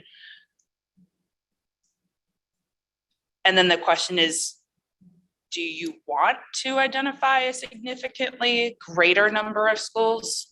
Or do you want to stick with what historically has been identified as the bottom? And the board can do that. As far as the purpose, the State Board of Education is required to identify below average performing schools. Within House Bill 2402, it points back to 15241 and 15241.01, which there could be an argument that those schools would then have to go through the school improvement statutes. I'm not a lawyer, so I can't fully answer that question. And I'm going to go back to my answer I gave in September, which was the board's required to identify this per law. I have been working with the department on ways in which the department can assist these schools, whether it's through their school improvement unit or whether it's providing some ESSER fund spending programs that have worked.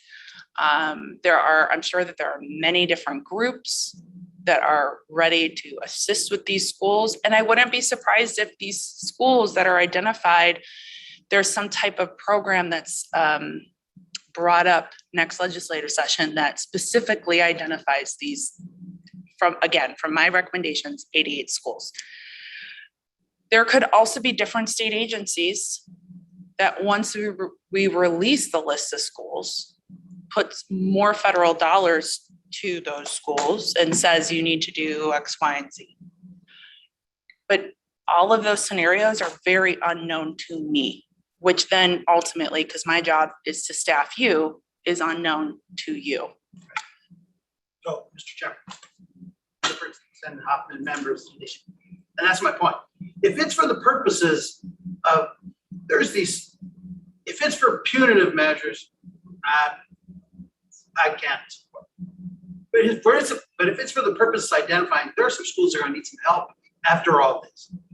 Then it makes sense. I think that's what we should say. It's for the purposes of identifying schools that would be eligible for federal funds, the pots of monies that are out there. Here's a way of doing it. Because if we could comply with law by just saying we take the state average last 3 years and all the schools below that in ELA, all the schools below that in math, and it's a long list. All the data this morning showed us it's a long list. And then we say, okay, here's the list, we comply with the law, and then we move forward on the 5-year plan. Or we go, it's not for punitive measures. It's not to go and punish these schools, not to go, it's been bad enough. But there are pots of monies that if you get this designation, it can help you this year that you would lose. And that's a different scenario and it's a different approach. And I'm for that. That I can support, but not for the purposes of punishing these schools, putting them on a hit list. And, I don't want to do that. I think people suffered enough this past year. I don't want to contribute to that. So if it's for that, okay, I think, but we got to be really clear. Yeah. And, say, we're going to release this list. Somebody said it earlier. I think the first Dr. Biederbender should not be for punitive purposes.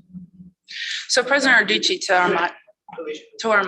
to Member Oisa's comments, if the board passes the identification for low performing, that type of language can easily be incorporated in press releases that President Arducci puts his name on.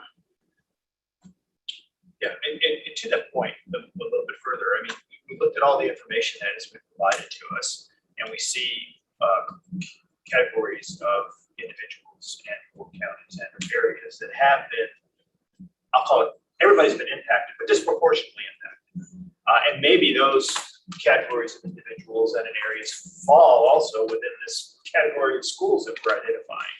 So nothing we should be looking at should be considered punitive in nature, or putting anybody or dispelling any negative character on any class of individuals and or schools in this process.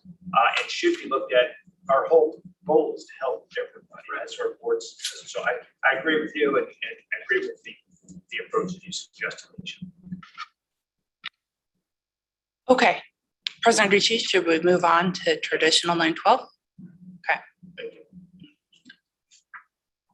Right. I want to pause here before I start with this slide. In September, I talked a lot about including Rule 2 that we saw in traditional K-8 across all models. However, through the time period between September and now, Rule 2 doesn't really fit with the other models. Okay. So some of the decision points that were highlighted in that 17-page document, I've incorporated in these slides, and then they show up in recommendations. Furthermore, at the September board meeting, I shared with the board members that a significant amount of traditional 912 non-typical school configuration and alternative 912 schools failed to submit CCRI data. And then I informed the board that we were opening the window again to collect that data with a deadline of October 15th. Unfortunately, there were some schools that still failed to submit the data. So you'll see how I incorporated Member Baker's statement from last month, which was if the schools are failing to submit the data, they should be held accountable for that. I'll showcase how I incorporated it. So there are 300 traditional 912 schools in the state. Of those 300, 226 traditional 912 schools had a measurable proficiency component. Data is needed in proficiency in order to calculate rule number 1. Once traditional 912 schools are ran through number 1, there are 15 schools identified as the bottom 7%. I go back to what I said at the K-8 slides, historically, you have about 5% of 9-12 schools that are labeled D and F schools in previous accountability systems. So staff feels as if the 7% is in alignment with that historical percentage. Next slide. Thank you. Okay, again, this slide is talking about the traditional 9-12 models and that we did have some schools not submit CCRI. I will identify the number of schools in a moment.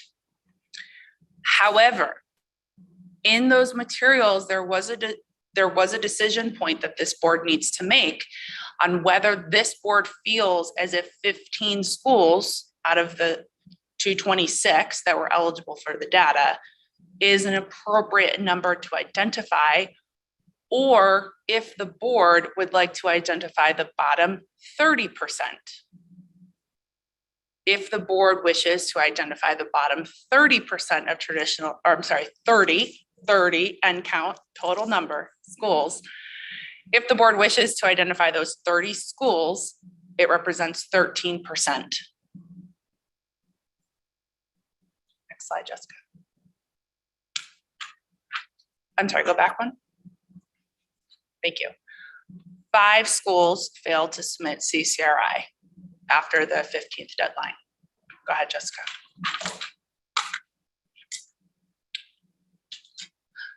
So rule number 1, I don't have a recommendation of whether bottom 15 or bottom 30. So if you all have some discussion on what you think is best, yeah, I'll make the notation and then later on the slides, I can re-identify your decision. But for rule number 1, we have proficiency points earned plus CCRI points earned for the 2021 school year. The board would identify the bottom 15 or the bottom 30 schools. There are 5 schools that would be captured by rule number 2, which is to identify additional 9-12 schools not identified by rule 1 that did not submit CCRI data for the 2021 school year. It's really only 1 school because the other ones are captured by rule number 1. Hence why you see at the bottom for total formal identification of below average performance of 9-12, there would be 16 traditional 9-12 schools. However, if the board chose to go with the bottom 30 9-12 schools, all 5 schools that failed to submit CCRI data would be captured. Hence why you see 30 as that flat number.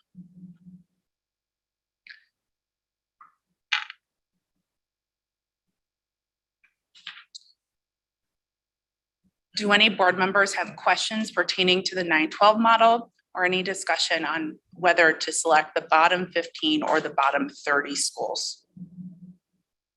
Just one comment. Yes. So deciding to include 15 that did not submit is just an assumption that they fall down and would be included in the notification. They fall within the notification parameters, right? Even though they didn't provide us any, isn't that what we're saying? Choose. Yeah, they get a 0. There are 5 schools that did not submit CCRI. 5, I didn't mean 15. I'm sorry. Yes. So only 1 of those 5 schools is outside of the bottom 15. So we would add them in to the bottom 15. If the board was to go to the bottom 30, that 1 school is already captured in the bottom 30. Sorry. Thanks. Any other questions? Member Welber? Yeah, thank you, President Narducci, Superintendent Hoffman, and members of the board. I just have to say again that I don't think we're following the instructions of the law. I strongly, especially listening to how this is being explained, we decided how many schools we were going to identify, and then we'd say, well, we'll take 15 or we'll take 10 out of the 300. And then we took the bottom one. But rather than saying that we looked at all the schools, we figured out what the average performance was, and everybody below average performance is on the list. And so here's the thing I would like to remind us about. When we as a board talked last year and said we didn't want to recommend, in fact, we wanted to recommend that we not do letter grades for the first year of COVID, because we felt that would be just too punitive on top of, all the other issues that schools are dealing with. But we felt it was very important to go ahead with the data collection to find out how our students are being impacted by COVID. And we knew that the data would not be pretty. In fact, we've seen that and heard a lot about it, that it is not good information, so to speak. But we wanted to face reality and identify the truth. So we were going to identify exactly what happened. Well, it seems to me this law is asking for the same kind of information, but at the school level. It's not about trying to stick with our traditional bias to not give a letter less than a C, which our data shows. We have 15-20% of our schools get a D and F when it's not a proportional distribution. So we have a bias toward trying to give higher letter grades to schools. And that seems to be carrying the theme forward here. Yet I feel that we need the ugly truth, if you will. What was the average performance in the 2021 year in terms of proficiency and growth? And what are all the schools that are below that line that experience that? And then we will have a very large list. And that is very consistent with the fact that we have a very large challenge in front of us. And we don't want to sugarcoat it by saying only 7% of the schools should be listed as having below average performance. That's just not the truth of what we've seen.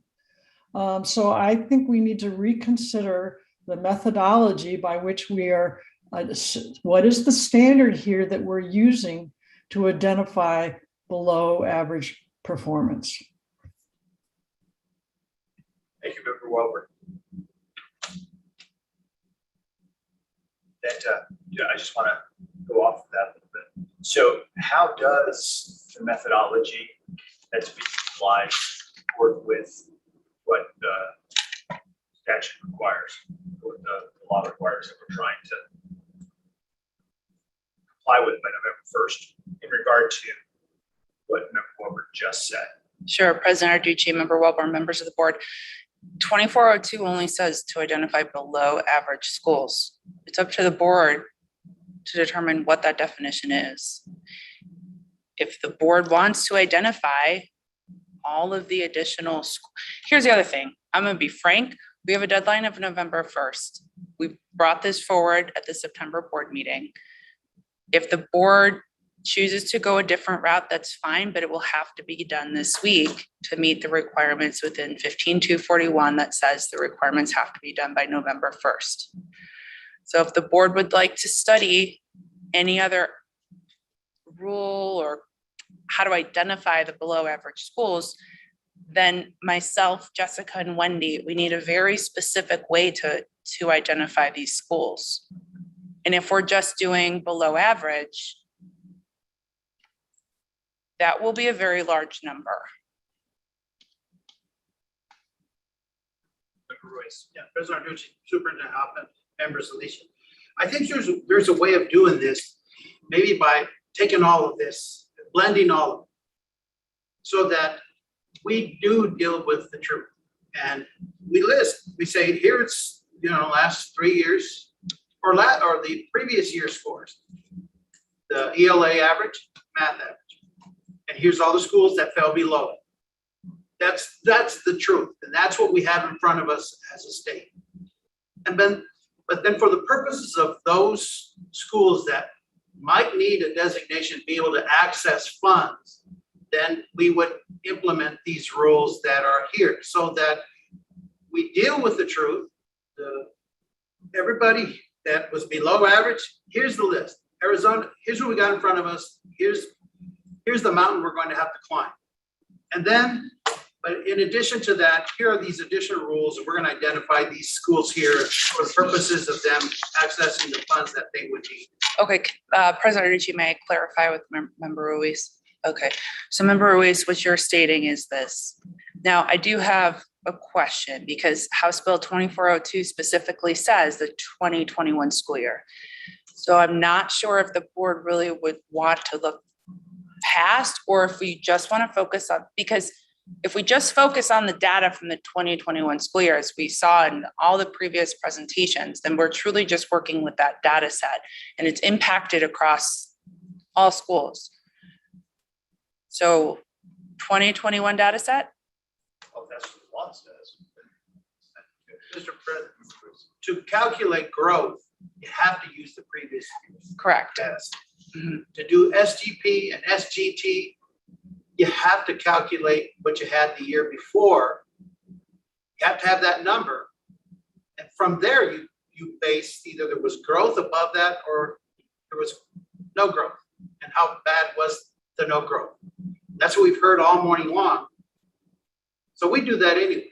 We just don't use this year's data. We use the previous year's data for those purposes. So President Arducci, Member Ruiz, and Wendy, this might be you might have to answer this question. If the board wishes to find below average schools, utilizing that rule number 1 across all models, instead of taking, you could take rule 1 to set averages, identify all those schools below the mean, median, mean. You could identify all those schools below the mean, and then further identify by implementing the bottom 12%, the bottom 7, rule number 2 across the board. That's what you're saying, right? That's what I'm saying. Yeah. So would that meet the spirit of the law? Because if the law is saying 2021, right? And in order to have 21, you do need to compare it to something, right? So would that meet what we need to do differently or more correctly than what we're presenting? The board would identify a significant greater number of schools. While not formally, there would still be many more schools than 88. Right. And I guess my question is, and it's to the point I think that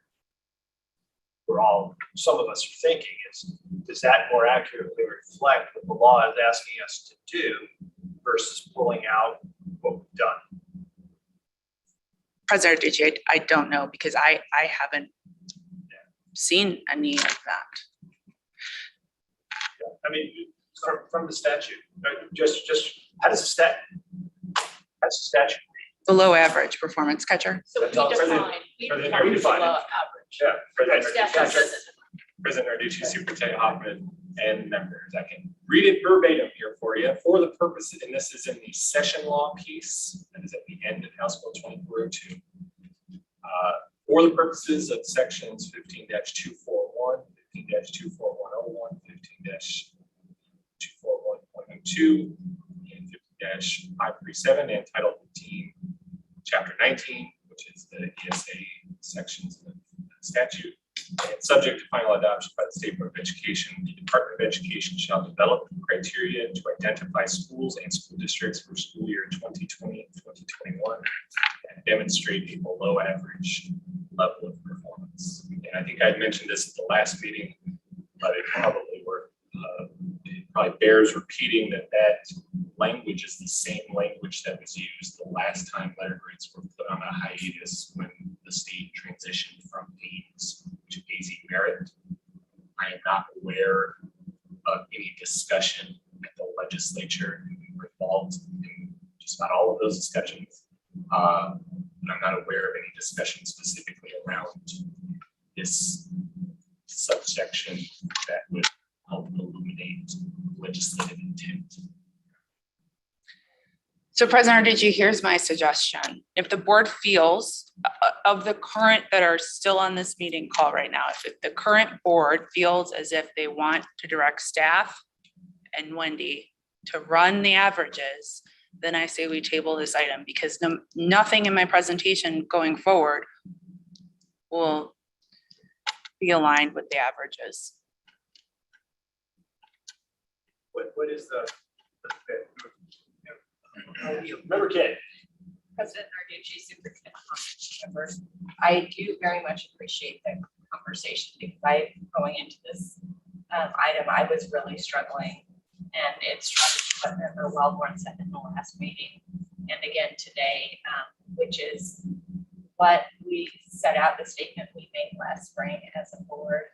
And I understand this is a legislative requirement, but the way we're approaching it seems to be in conflict with what we intended in the spring and what we stated in the spring.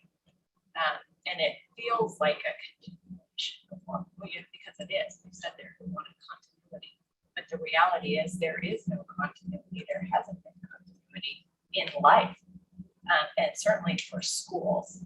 So taking a different approach to this, I'm very much in favor of looking at that. And I do regret, because I recognize all of the time that has gone into this and all of the discussion, regret that it didn't arrive at this conclusion sooner, but that's certainly where I am. And if there's a way to hold off on any identification of the lowest performing until we do know that there aren't going to be punitive measures, I think is in order. Right now we're guessing at some possibilities that might be out there. Is there a way to get clarification on what the consequences may be over time for being identified on this list? I think step one is define it, identify that list no matter how long. And then if there are additional supports, let's find out what they are and then build rules around that. Thank you, Member Kay.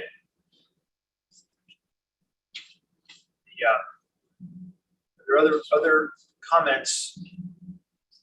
Those who are virtual. President Narducci. Yes, go ahead, Superintendent Hoffman. Thank you, President Narducci and board members. I think I'm going to echo what Member Kay was just saying, that, and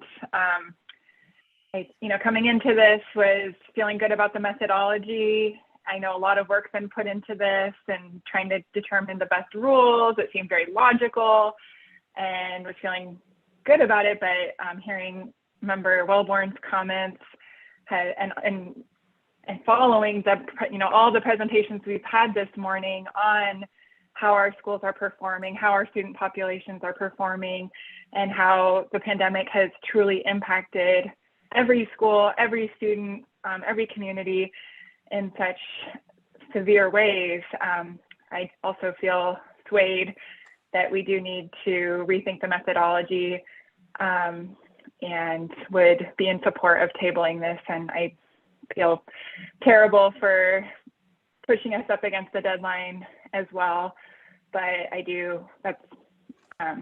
that's where I land at this time as well. Thank you, Superintendent Hoffman. One thing that goes through my head, a lot of room to mess around if they're hollow, is, we're requiring our pupils to get grades in school, right? I mean, and they're graded on a normal system, and there has been a hiatus, as far as I'm aware of, grading our kids. So I don't really, my personal view is we need to grade our schools as well. There shouldn't be a hiatus. I don't think any of us are saying that's not the case. We also need to grade the laws require. And I guess we could adopt what's been presented to us, and I thank you for all the work you've done. But what I'm hearing, and from heads nodding as well as voices, is that it seems that the board that's here currently, where they're here currently, would like to see tabulation done of all the schools that are C or below, essentially, looked at in this process. Did I speak wrongly? Okay. So with that said, Armando, I'm going to ask you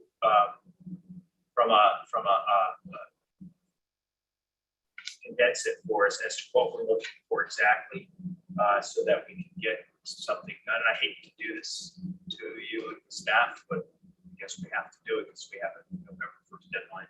So what are we looking for? Yeah, President Arducci, Superintendent Hoffman, and members, I think that there's the two portions here. One is what's average, and average might be the previous year's state average for ELA and math.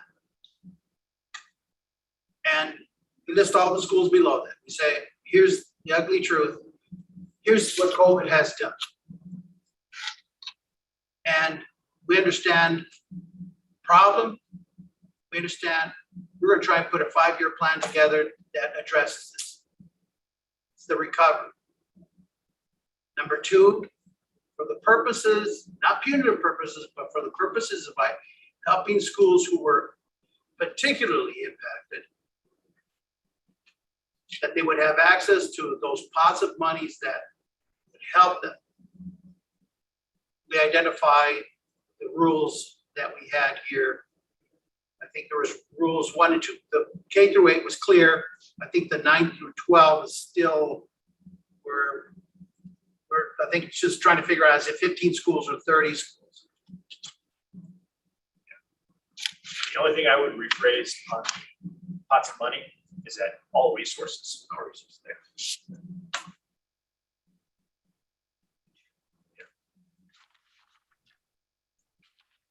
That seems like we should table this, and then how would we proceed? We need to have a special meeting this week. Yes. So I would need all board member availability for this week in order to schedule a meeting. And I'm also going to have to work with Wendy to determine her team's, because, so we have this, we're going to rerun the modeling. We'll get it done, but I just want the public and the board to understand the workload of this week. Wendy and her team have to take all the component scoring from 5A5 that the board just approved, run it through, upload, check, etc., to have that done by Monday, the 1st. We have our report that staff-wise, we have to work with Wendy's team and the researchers to get done before the 1st. We have this that needs to get done before the 1st. I think that's it. So all I would need for board members is a motion to table, and then board members need to follow up with me on the time and date that works best for you. If the board does not approve a way to identify below average performing schools, I'll work with Lou to figure out what happens. Wendy has her hand up. Wendy. Superintendent Hoffman, board members, if I may suggest one idea to consider, when doing any kind of recognition like this, I would prefer that we stay away from the COVID impact data, because that includes all students, regardless of how long they may have been at the school. There is one recommendation that we may want to consider, and that is the A through F public file. If I'm hearing you correctly, that you think that each component should be recognized for those scoring below an average, we could consider marking the public file for each component for those below the average of each of those components, if you feel that might be an option to meet this. As far as building a whole new model to meet by November 1, next Monday, that would be very tight, and I'm not sure if my team would have the capacity to do that with the reliability that all the data we have already has been calculated.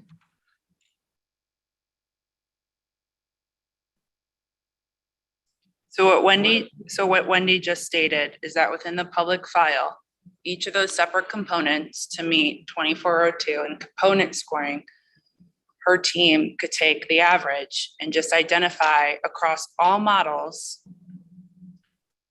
that indicator, that component score that's below everyone else's component scores average. 2021. Correct. Sorry, I got lost for a second. Where does the component that's in the file come from? Where's The business rules from 5A5. It's based upon the accountability system and the different indicators. Although schools don't have the summative letter grade, the data still needs to be reported. President Narducci, Yes. Superintendent Hoffman and members, that seemed, if that is a way to get us there to reduce the workload, that seems to be a reasonable accommodation in my mind. I don't know if the member release agrees based on what he proposed, but the information is already there. The components are already being calculated, looking at the average of each. It seems to make sense. More comprehensive. Thank you, President Narducci, Superintendent Hoffman, members. I had raised my hand a little earlier just to, I am not a statistician, so it is really easy for me to get lost in all of this. And just I'm overwhelmed with the amount of work and calculations that has already gone on. But that's what I was going to say. We already have what the average is based on the numbers we just looked at. And so to just identify those below that average, and that's what you proposed. Am I correct in that, Wendy? Okay. And okay. President Narducci, I'm going to throw a curveball in. 2402 specifically states schools and school districts. So if we just identify the components, that does not meet 2402 in my non-legal opinion. So what Wendy and her team would have to do is take the total score of all the components and then set the average, then identify any school on the public file that's below average. President Narducci and Superintendent Hoffman and members, that's not too dissimilar from Member Louise, what you had suggested. It's just that instead of just ELA, math, and CCRI for like K, it would also include EL and acceleration readiness. But it's the same concept. It's just Wendy and her team doesn't have to slice up a few extra things. Yeah, I mean, that sounds like the way to go. Okay, well then, President Narducci, members of the board, let me, from a staffing perspective and also from a field perspective, why don't you just table the item, allow Wendy and Jessica and I to figure out some solutions, get an agenda together, because I do feel like the field and like ASA, WMAC, they should, because we're significantly changing what was presented in the agenda items, I think that the different groups should have an opportunity to provide input. President Superintendent Hoffman, members, Lisa. Yeah, I think that the intent here is the key. The intent was that we did tell the state last year that please take the exam. It's not going to be for the purposes of any punitive purposes. We need to collect data. For us to be able to hold the system together, we need to collect data. And so then the report should reflect that. If it goes beyond that, I think that's where it gets fuzzy. So let's table it. You guys come up with a plan as far as additional stakeholder input. It'll have to be very, very quick. But I'm seeing that it just has to be an approach that actually has a true average for all schools. So for all schools, and that the list has to show who falls below average, and that we have to indicate that, and then you put your rule 1 and rule 2 to it. We have to indicate that the presentation is to gain opportunity to have whatever resources are available to help the underperforming schools that are below average, which I think is the intent of the law. You need a Can I motion. have a motion? Can I have a motion to table item 5B? So moved. Thank you, Member Welborn. Do I have a second? I have a second by Member Ruiz. Thank you. All in favor, say aye. Aye. Aye. Any opposed? The ayes have it. Thank you. Apologize for the extra word.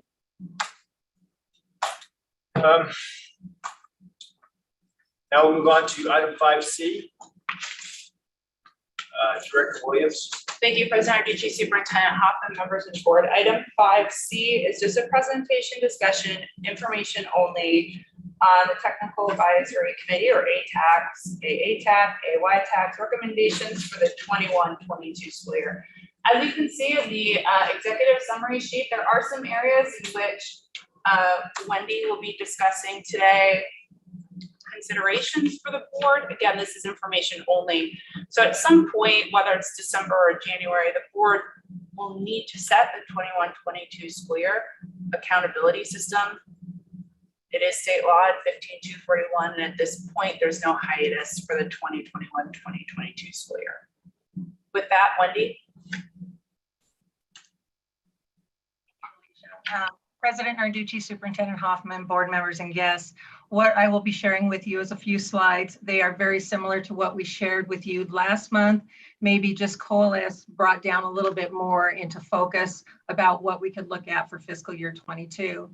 If we look at the overall considerations coming from the TAC, most of what we are looking at is due to the ongoing impact of COVID, like we talked about earlier this morning, there is a desire to keep this year's models, fiscal year 22 models, as close to 21 as possible to allow a little bit more of that comparisons with the exact calculations the same way over the 2 years. Also that we have our new assessment platform, and then we also have the ACT the first time and the Aspire. So keeping them as consistent as possible for fiscal year 22 would allow us to gather some impact data and more data on those new assessments or platforms. And that we also continue through the year to monitor any impact that may be seen on the components. Although it seems like we're moving forward, should there be some major outbreak that would impact our accountability components, we want to keep that in the forefront too, as we're not 100% sure. So if you look at this slide, you guys have seen this many times, and we always keep this as a reference. If there's a concern with a component that I may have scored something other than like a green or a yellow, I'll clarify as to why it is scored that way with some more information on that individual component. So let's go ahead and look at the first slide here on the first component. When we look at growth, so let's start with K-8. It is the desire and best practices that we to return to a consecutive year growth. So in other words, we will be doing growth from 21 to 22. If you recall, last year we did skip year growth because we had no assessment in 20. And then for 9-12, we'll be able to calculate growth from grade 10 to grade 11, that AZM2, last 10th grade test, to the 11th grade ACT, because the growth models are independent of the actual assessment. And then the reason we colored this orange isn't because we can't do it. We just want to make sure we are really careful and we're vetting everything. So for example, going back to a skip year growth, we also recognize with the lower testing percentages for some schools or some areas that there may be a decrease in growth, just like there was in 21. And that we also look at that impact data and how that initial growth comes through for the AZM2 to 11. If you recall, we spoke last month that SGTs would not be available for 22, but they can be put back in place for the 5-year plan. Next slide. Now we're going to talk a little bit about the ACT and the Aspire and how the role that could play, and the recommendation there is that, of course, ACT would be used for proficiency in 11th grade as a recognized state assessment for ELA and math for both state and federal accountability.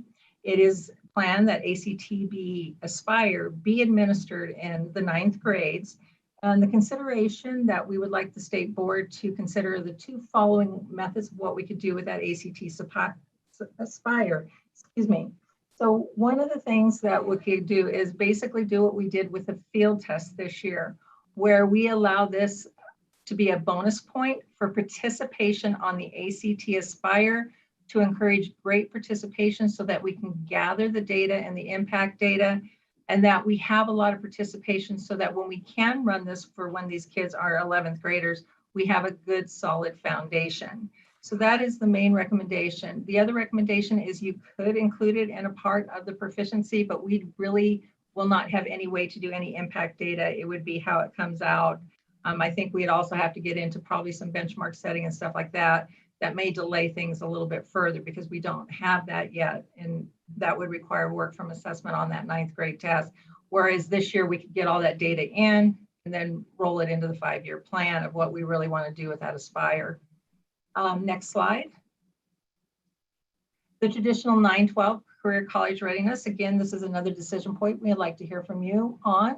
One of the things we hear a lot about for fiscal year 22, we know that we really want to do a big revamping, and Alicia will go over this more in the 5-year plan. But for fiscal year 22, there would be 2 options because we know everybody wants to see those diploma seals added in somehow for the CCRI. Although we don't have a lot of data on it, it's sort of like the new ACT Aspire, that we would build the collection instrument into the CCRI for fiscal year 22 to collect how many seals there are and where those seals, where they are getting them. Is it the foreign language? Is it the arts? Is it the math? Whatever that diploma seal may be. And then we could use that data to develop a plan on how they should be scored in future CCRIs. The other one would be, we would go ahead and implement, we could bring these ideas back in December, where it would be a data point for collection of data. We'd have to just decide how we would score that, the best of our, I don't want to say guess, but we really don't know what those numbers are until we gather some of that data. Statewide assessment proficiency points. We wanted to put this in a PowerPoint because we get this question a lot as to why is AZM2 or AZ Merit Algebra 2 still in there? And that is because we will have seniors this year who are high achievers, high flyers that could definitely take an Algebra 2 as a freshman. So this would be the last year we would keep AZ Merit Algebra 2 on the CCRI. And then after that, all those opportunities would be gone and it would be removed. Next slide. So talking to our alt TAC, we have 2 things that we'd like you to consider. And one is adding the level 2 on the ACT to the CCRI for alt. If you recall, on the CCRI for alt, there is some points that the alt kids can get for achieving a 2 on the AZ Merit or the AZM2. This here would allow the replacement of that with the ACT. Then the next point is a lot of conversation has been going on about the EdReady replacing the AccuPlacer for our community colleges. So we have been gathering data and information on the EdReady. And what we would like to suggest, and the TAC would like to suggest, is that EdReady be used along with AccuPlacer in the same component, that these students could, depending on their community college, if they had the EdReady score or the AccuPlacer score, they would have that opportunity to earn that CCRI point. So those are the 2 items for the CCRIs for the alt schools. Next slide. And the last, I don't think it's the last thing, maybe it is. So science proficiency. So as you know, we did a participation on the bonus points this year because it was a field test and that went over pretty well. We had a really good participation in our field tests. What we are suggesting, or the TACs are suggesting, is that we go ahead and move that back to base it off the statewide average of proficiency.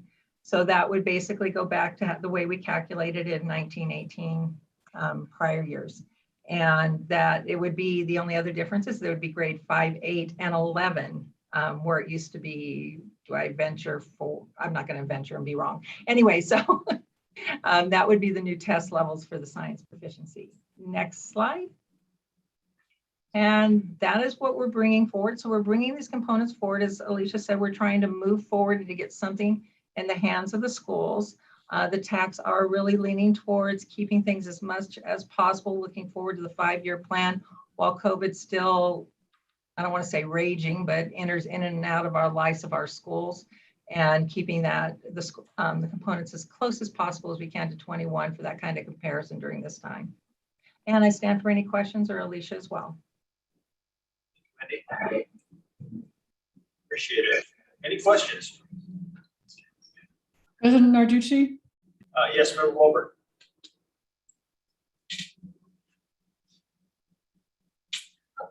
Member Wellborn, you're on mute. I don't know how many times I've done Zoom and I'm still doing that. Sorry. I brought up, I think it was at last month's meeting, it might have been 2 months ago, that there are schools that have a particularly high proportion of EL students. And since those scores are going to impact their overall ELA and possible math scores, I'm wondering if that idea, the idea was to somehow offer bonus points for schools that have a high proportion of ELA students. I'm wondering if that idea was brought to the TAC committee for discussion. President Narducci, Superintendent Hoffman, Member Wellborn, and guests, there's a couple items that people want to start considering for that 5-year plan. And I do believe that that was one of those items that said, let's move that to that 5-year plan, trying to keep things consistent. So we're halfway through this year. But it's definitely was included in, let's move that forward and consider it as we build out a new plan, or not a new plan, but get ready for a 5-year accountability plan. Okay, so that means that we're talking about for next spring's letter grades, we wouldn't be able to offer it, but we're considering it for possibly 2 years down the road. Unless directed otherwise, that was a lot of the suggestions that we have gotten. We built them more in that 5-year plan, because the overall feeling is, let's try to keep this year as consistent as possible, with that more of a change in the 23 school year than the 22 as things settle back, hopefully. Okay, I have another question. It has more to do with the math. So if I'm remembering correctly, when we actually select the letter grades, we actually pick the cutoff scores by which the points decide schools that get this number of points and above would get an A, and then the next tier is a B, and the next one is a C. And I believe that for a number of years we've kept those cut scores the same.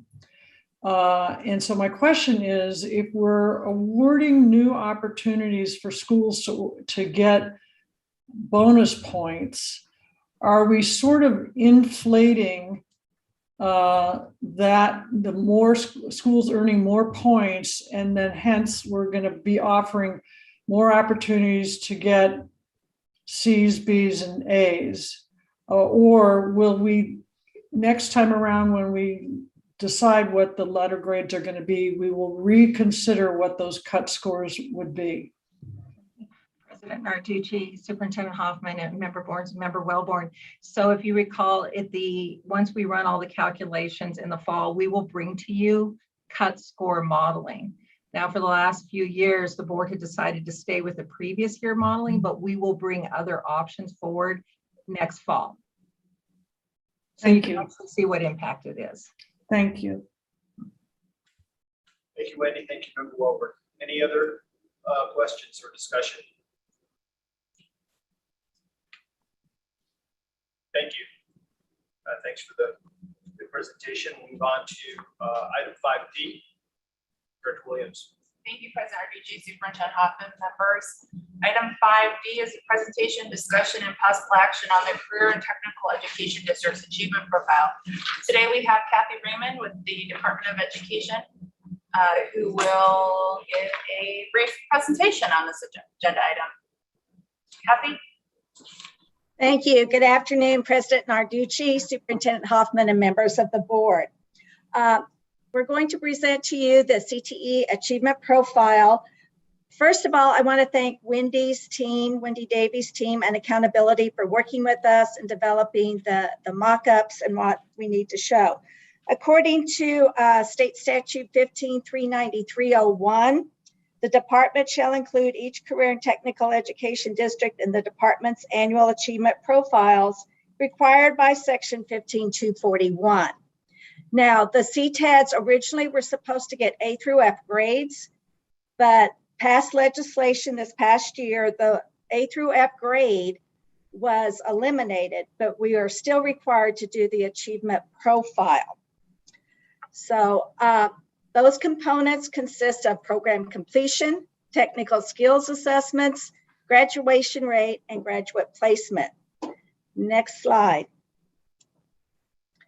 So the way it will look very similar to regular districts on the ADE website. Each CTAD will be included, and the data will come from all the CTADs and their satellite districts. Any district that is a member of a CTAD, their data will be included. We do not have just straight CTAD data right now because they have not been reporting to us in our data portal. That begins this year. So going forward, we'll be able to have more specific, just central data. Next slide.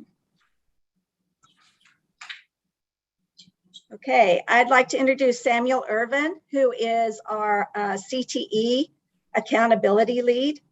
Samuel? Hi, President Narducci, Superintendent Hoffman, members of the board. Can you hear me okay? Yes. Fantastic. So there are only 4 criteria. We'll go through each of them. The first is program completion, and it is the rate for each program is the percentage of students in a given cohort who earn the required number of credits for that specific program compared to all students who earn at least 1 credit in that same program. We will be, for this first year, we'll be looking at cohort 2021, which is the most recently available year. And if we go to the next slide, this is the mock-up of the program completion report that will be on the ADE website. It will just list the program completion rate by program. Next. The second criteria is technical skills assessment. It is the percentage of students in a given cohort who pass the technical skills assessment for their program compared to all students in that cohort who took the technical skills assessment for that program.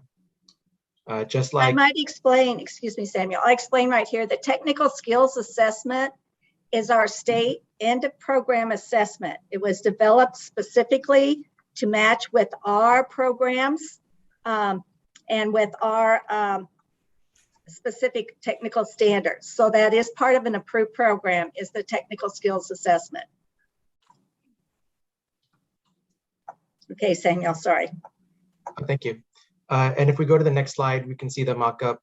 It is a simple passing and not passing for all programs. It's not, we're not breaking it out by individual program at this time. I should note that students may complete or be concentrated in more than one program and may take the technical skills assessment for more than one program, and they'd be included in this more than once, depending on how many TSAs they took. Next slide, please. The third criteria is the graduation rate. It is the graduation rate of all students in any CTE program or course at both central and satellite campuses. Like Kathy mentioned earlier, it is the aggregate for all central and satellite campuses. It's the percentage of students in the cohort who earned at least 1 CTE program or CTE credit and graduated with their cohort 4 years after graduating from high school. In addition to CTE participants, which is any student that enrolls in a program, we will also be displaying the graduation rate for CTE concentrators at the request of the CTEDs. A CTE concentrator is a student who completes no fewer than 2 courses in a single program, and we'll be showing both of them side by side. If we go to the next slide, we can see the mock-up. This here, it was a preliminary mock-up that shows a bar chart for each of the subpopulations. We'll display it by for all students, all participants, by race, ethnicity, and by special populations. The website itself will have a dual bar chart where each population on the left-hand side will have 2 bars, one for participants and one for concentrators. And the definitions will be given in the description above the chart. Unlike the other 2, the graduation rate will be for cohort 2020, as that's the most recently available finalized data. Next slide, please.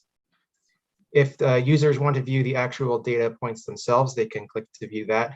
This aligns with every other chart or data element on the school report card website, and they can view a table that drove those charts. Next slide, please. And then the final and 4th criteria is graduate placement. All CTE school districts do conduct a placement survey of their concentrators. That's, again, a student who completed 2 courses in the program. They find out what the student is doing 6 months after they exit from high school, and the 6 to 9 month range. We collect, or they collect and then submit to ADE, the percentage of students who are enrolled in post-secondary education or in an advanced training program, are serving in the military, or are volunteers in the Peace Corps or in another national service program, or are employed.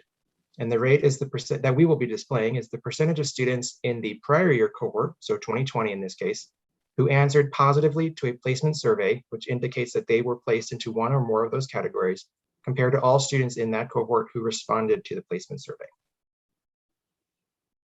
Next slide will show a mock-up. It is a bar chart that shows just the percentages of placement. The examples that we have here on the screen are samples. They're not accurate numbers and not related to any specific CTED. They're just examples of what the user would be seeing if they were to access the school report card website. The next slide shows just the percentage points or percentages for each of the placement categories.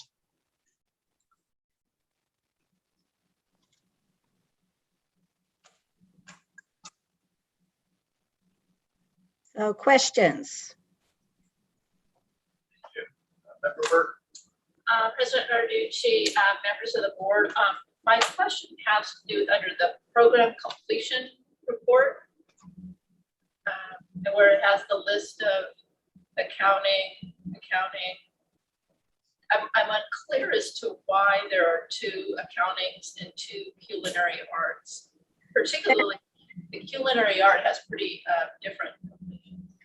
That was a mistake that was made when the mock-up was developed. The programs will only be listed one time. Okay. And then my second question has to do with the graduation placement report. My first question related to that is, what's the completion rate of the survey? And then the second is, can a student be counted twice? I'm thinking a student who may be, participated in a CTE program, has a job in, let's say, culinary, but is also enrolled in a post-secondary institution. How would that student be counted? Samuel, you want to address how we do that? Sure, President Narducci, members of the board. The placement survey, I can speak to the response rate. For the previous year, we had a response rate of about 72.3%. I'm sorry, 85%, with a placement rate of about 72.3% statewide. For this representation that you'd see here, it would show only those that responded. So those who were eligible to be placed but did not respond to the survey would be excluded. To answer your second question, if a student is placed in more than one category, they will be counted in both categories. So if a student is enrolled in post-secondary education and happens to be employed, they would be represented in the numerator of both of those categories. Great, thank you. Thank you. Additional questions or discussion? Member Wilbur. Thank you, President Narducci, members of the board. I have a couple questions on the completion rate chart. If you would go back to that one, If I'm, there we go. So if the value of having these profiles done are for the benefit of parents and students trying to pick and compare different CTED programs to go for, perhaps it would be helpful to have these numbers compared to something. So for example, you have one line in culinary art is 64.2%. What I would want to know is that a high number or a low number? Maybe that's just such a particularly difficult course program that kids don't always finish it before they get out of before they graduate, but they would continue it afterwards. So it would be kind of informative. What's the 64 compared to what? What's the average of all the culinary programs offered at CTEDs? I think that would be helpful and informative for parents to be able to know if it's a high rate or it's a low rate. So that's one suggestion I have. In the placement survey chart, or if you could go to that one.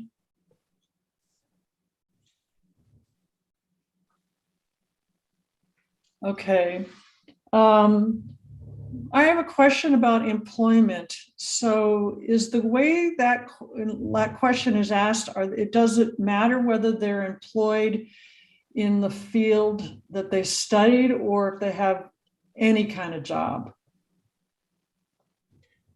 President Narducci, Member Welborn, that's a great question. Any employment will qualify them to be considered in that category. Just as with all categories, any employment, education, military service will qualify them.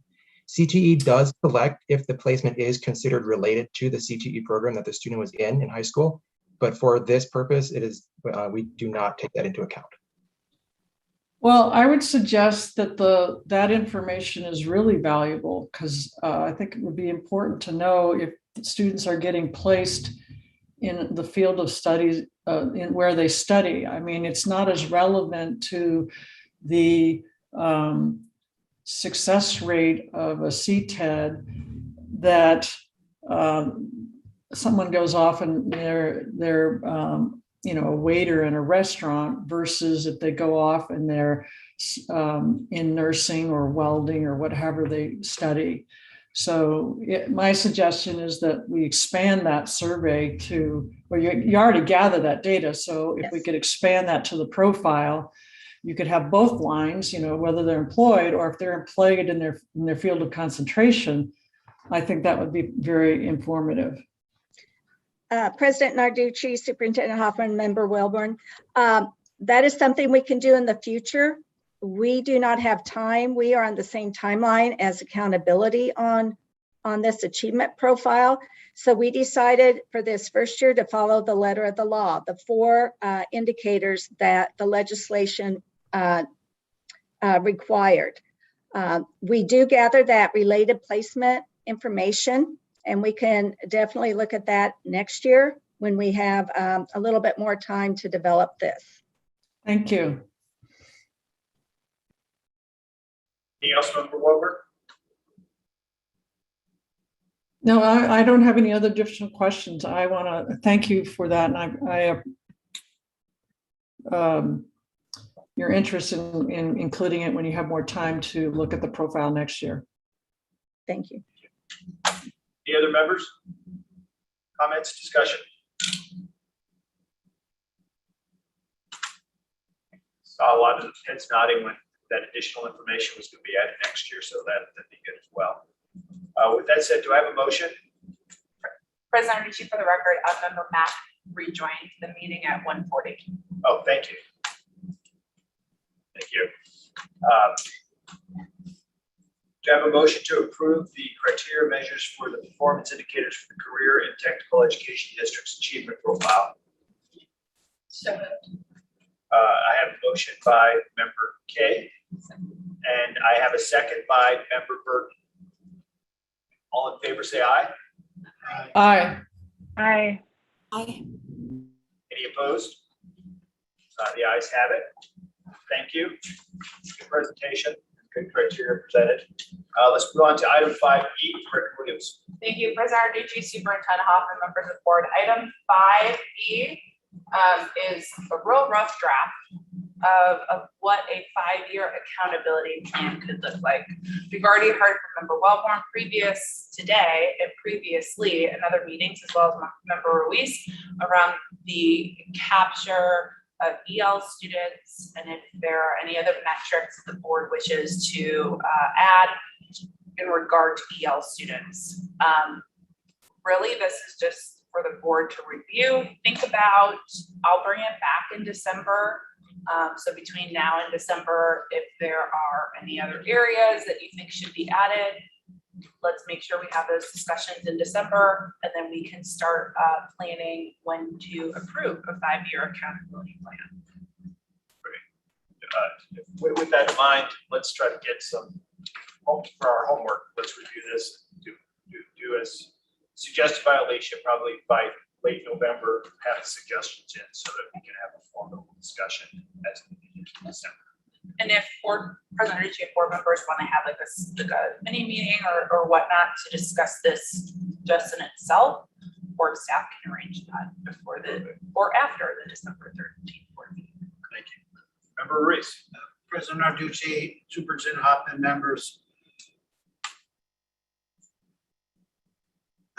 I would like that subcommittee meeting. That would be good, and maybe a scenario in here that takes into account that there is in the year 1 there is no test, and I'd like to see 2 scenarios, because that was my question earlier. Are we out of COVID and its impact? And I don't think anybody can say with certainty yes or no. And so given that, is there a scenario where there's a possibility there might not be grades again given next year? And so then there should be a scenario that takes that into account in that 5-year plan. And I don't expect, an answer on that, but that there should be that scenario considered. President Arducci, member Ruiz, may I try to clarify? Okay. So the 5-year plan starts in 22-23. It doesn't start for the 21-22 school year. So what you're asking is that if for some reason we don't have statewide assessments for next year, for this current school year, yes, we will more than likely have statewide assessments. But we don't know. That was my question. Are we out of COVID? Is anybody going to stand up and with certainty say COVID is no longer impacting education? And if that's the case, okay, 100% certainty, we're going to have it. But is there a scenario where maybe there's not? It may be minimal, but maybe there's a scenario where there's not. The President Arducci, member Ruiz, you would like me to add some sections with the scenario if there are no statewide assessments for the 21-22 school year. So that would just be a consideration that we would make as we consider the 5-year accountability plan. Right? Is that what we're saying? Further. President Arducci, member Ruiz, so if there are no statewide assessments in spring of 22, then what I believe what member Ruiz is speaking of is there would have to be some indication that we would utilize a skip year growth in whatnot. So I probably won't build it within the actual chart because I do believe it's very highly unlikely we wouldn't have statewide assessments, but I can make some notations of what would happen if for some reason the federal government told us we didn't need, like the US Department did in 1920. Okay. Anything else on 5F? Or what we're on 5H? All right, thank you. We'll move on to 5F. Director Williams. Thank you, President Arducci, Superintendent Hoffman, member 5F. The board is charged with move on when reading an early literacy review pursuant to laws 2021, chapter 434. To just briefly discuss this item, we have Deputy Director Baden. President Narducci, Superintendent Hoffman, and members, legislation, Senate Bill 1572, that you have become more familiar with as part of the literacy endorsement, also included a requirement for the board to review the Move On with Reading program, issue any recommendations that the board may have on that program for other items, policy, statute, or administration that would improve early literacy outcomes in the state. In August or September, I can't remember which, but previously the board was provided with an implementation plan for how this review would be conducted. Staff had proposed using a lot of the previous work of the board through its ad hoc committee and its partnerships with other organizations like Read on Arizona, KDOS, and others as a foundation for this review. And then to build off of that. And the board didn't have any concerns with that implementation plan, so that's what staff did. We convened a small group of folks who were from those partner organizations who worked on the ad hoc committee and developed those recommendations, including Dr. Wellborn, and put together the draft review that's in front of you today. It looks a lot better than we had originally planned the draft review to look, because there's colors on it and graphs, and that was originally going to be something that would happen later. But it is still, rest assured, it is still a draft. So if there's feedback that you would like to provide, if there's feedback, members from the public, please do a public comment about the plan that we can take back. I'm happy to consider those and bring them back to the small group of folks. And understand we're running a little late today, so we'll have it now. But based on the feedback we do receive and the public comments, we'll bring it back to the small group, maybe a larger group of folks to vet it as well, and then have the board consider it for adoption in the December board meeting in order to meet our statutory deadline of December 15th to have that report issued. And that might come with an accompanying legislative package, because there are recommendations in here that are legislative, statutory in nature. So there might be some legislation that accompanies that report for the board to approve for us to go out and try to get done if that's the direction that the board ultimately decides to go. So I'm happy to answer any questions, and I'm sure Member Wellborn is as well, as she was involved in the draft. Thank you, Deputy Director Baden. Appreciate it.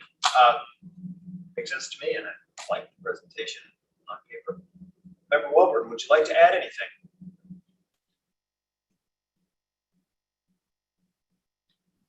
No. I was sorry. Yes, I would. Thank you, President Narducci. I just want to add that the committee felt that now is a good time to put all our requests down and make all those recommendations for supplemental services that can help schools meet their challenges in reading. The spirit was that there is a fair amount of monies available now. We've seen a lot of data that demonstrate the significance of the challenge, the size of the challenge that we're faced with that has made even more difficult in the last year and a half. So the spirit of this recommendation is to try and call attention to the how, specifically strategies by which we can and believe improvements can be made to improve our numbers in the future. So I just wanted members of the board to understand our intent and trying to improve reading scores. So thank you. Thank you. And thanks for all the work being done in this area. Any other comments with respect to 5F? Thank you. Seeing none, we'll move on to 5G. President Narducci, items 5G and 5H are closing rulemaking. So unless the board members have any questions pertaining to items 5G and 5H, for both of those items, I would recommend just moving to the motion. Thank you. Any questions or discussion? All right, do I have a motion to close rulemaking procedures on Rule 7-2-301 and 7-2-302, minimum course of study? I have a motion by member Burton. Do I have a second? Second. I have a second by member Ruiz. I'll give it, he's pointing. He's yelled to you, member Welber. All in favor, say aye. Aye. Aye. Aye. Any opposed? Hearing none, the ayes have it. Move to 5H. Alicia? Again, I would. Same thing, sorry. Yeah. Do I have a motion? Any discussion or comments regarding 5H? Hearing none, do I have a motion to close rulemaking procedures on Rule 7-2-619, certification renewal requirements? I have a motion by member Burton. Do I have a second? Second. I have a second by member Ruiz. All in favor, say aye. Aye. Aye. Aye. Any opposed? Hearing none, the ayes have it. We'll move on to item 5I, for information only. Yes, thank you, President Narducci, Superintendent Hoffman, members. Item 5I is an update on rulemaking procedures on Article 15 Empowerment Scholarship Accounts. Deputy Director Baden has a brief few comments. President Narducci, Superintendent Hoffman, and members, just a quick run through of opportunities to participate in the rulemaking process. Just a quick recap, the parent forum was posted by board staff on September 15th. That was actually before the rule was public, and that was to walk through the initial rule draft with parents. There was a survey that accompanied that meeting, and those results were provided to the board. And then, of course, the board meeting on September 27th, when public comment could be submitted. There was a public hearing also on October 21st. That's live stream. We did receive some public comments. Unfortunately, there's some folks who signed up but were unable to come, but they did provide public comment here today for you to consider. And of course, there were some public comments provided already today. Moving forward, the board staff, we're still going to be meeting with the Department of Ed to try to work through a couple of particular details. And most likely, though we're not certain yet, provide some revisions to the rule, the draft rule, for when the board goes to potentially adopt it in December, at the December 13th meeting. Before we do that, though, in between today and the December board meeting, we will most likely have another parent forum or survey to make sure that parents are involved and aware of what's going on, why it's happening. And we'll also try to provide, I think we did this last year when we did the rulemaking, similar to when you see standards, academic standards. The Department of Education would categorize the comments they received and whether it was included or not included and why it was excluded if it was. We did something similar to that last year. We'll probably do that again back to the board in December, just so it's very transparent about what's happening. And then just a reminder, a couple of those big things in the executive summary that we are trying to work through are the appeals process, which is going over to the State Board of Education from the Office of Administrative Hearings. There have been quite a few appeals filed with the board since January. I would say it's probably fair to say an untenable number at the rate that it's been. So trying to figure out what's going on there, things that we're still working through. And then you heard some public comments about the expense approval process, trying to figure out the details on that, especially as we transition fully to class wallet. Since the last time the board opened these and closed these rules, that transition had not yet. So that is all I have. And of course, as always, happy to answer questions. Thank you. Any questions? Seeing and hearing none. Move on to, thank you so much. Appreciate all the work that's being done on that. We'll move on to 5J. Director Williams. Thank you, President Narducci. Items 5J, K, and L are all appeals pertaining to the ESA program in which an administrative decision has come from OA. So again, if board members wish to discuss any of these agenda items, would have to go into e-session. I would recommend moving a motion for all three items. Good, I'll do it separately. Yeah, yes. Do it separately. Let's go to item 5J. Are there any questions or discussion that we need to have regarding 5J, remembering the confidentiality that needs to be had in the process?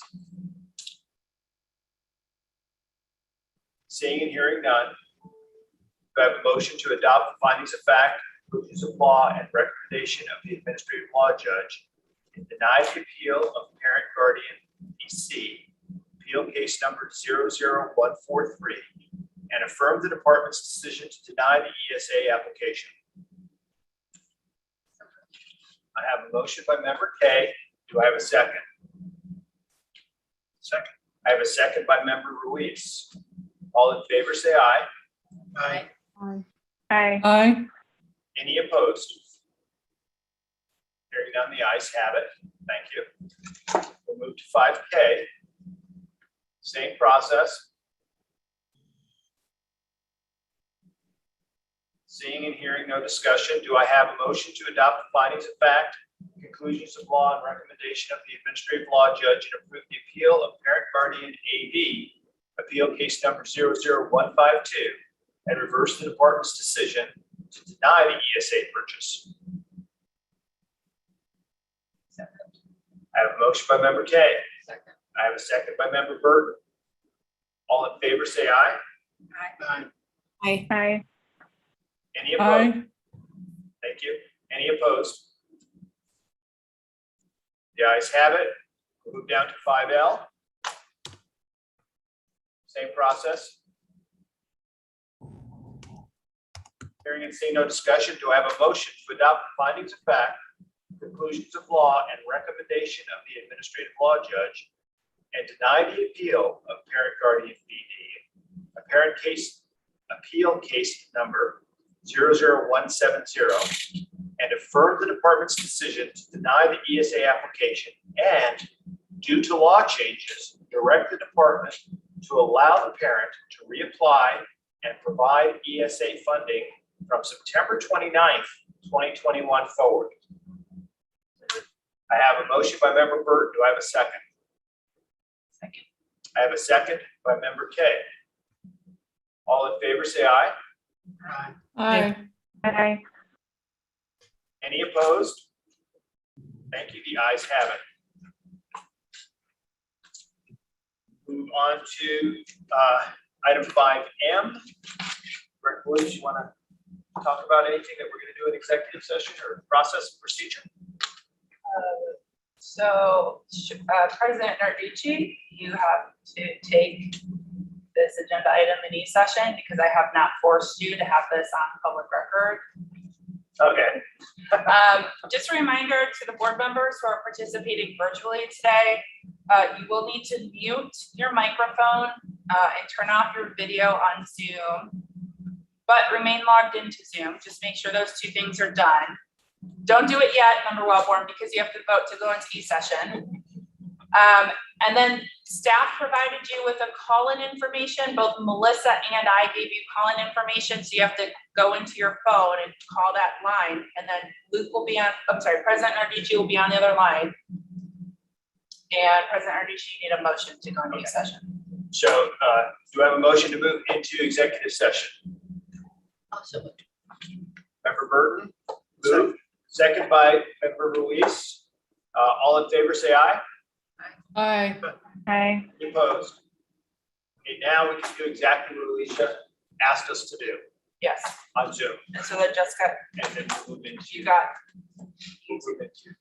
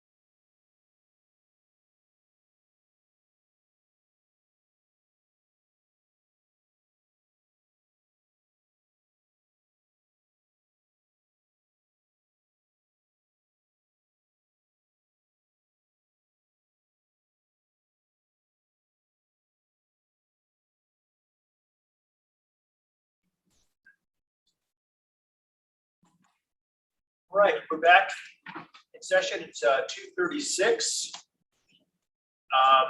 And from executive session, I don't need a motion to come back into regular session, right? Okay.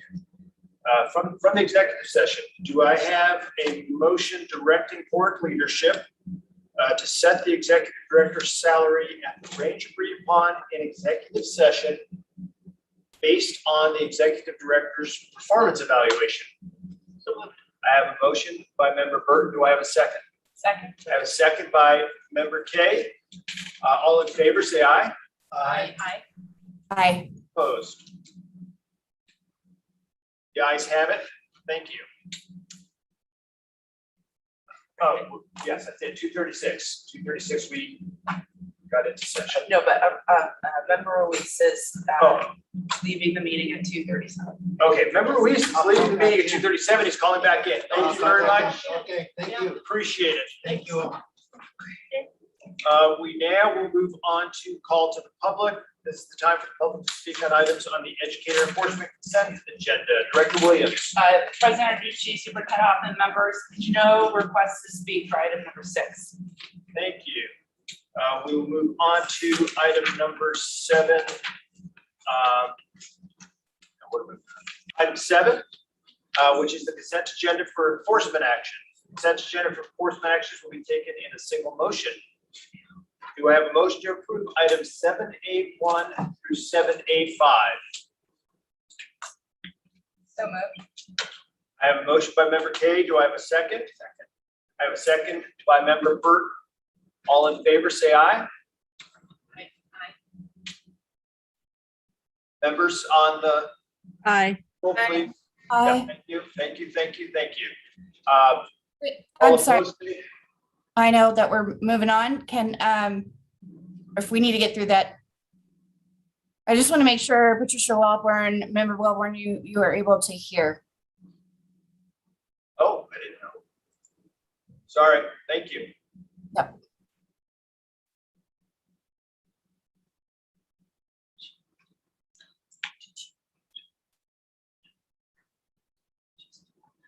Member Welborn.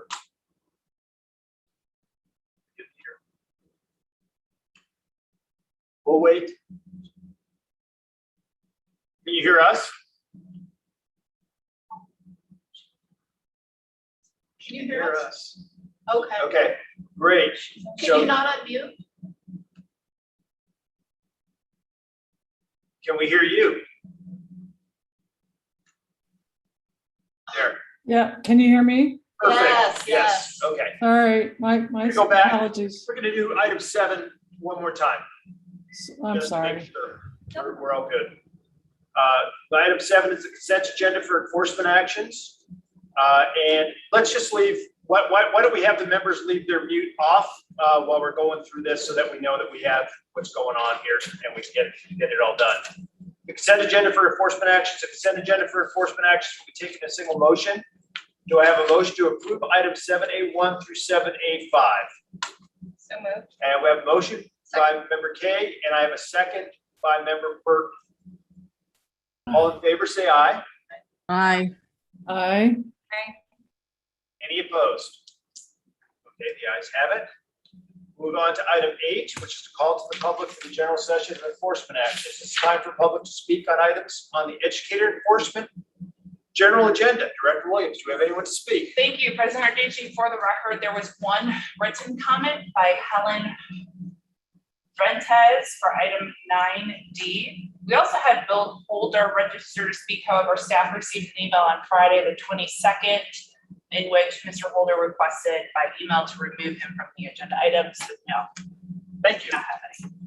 Thank you. With that, we'll move on to item 9 on the agenda, and item 9A pertains to individual by the name of Brian Polikoff. Is there any discussion regarding item 9A?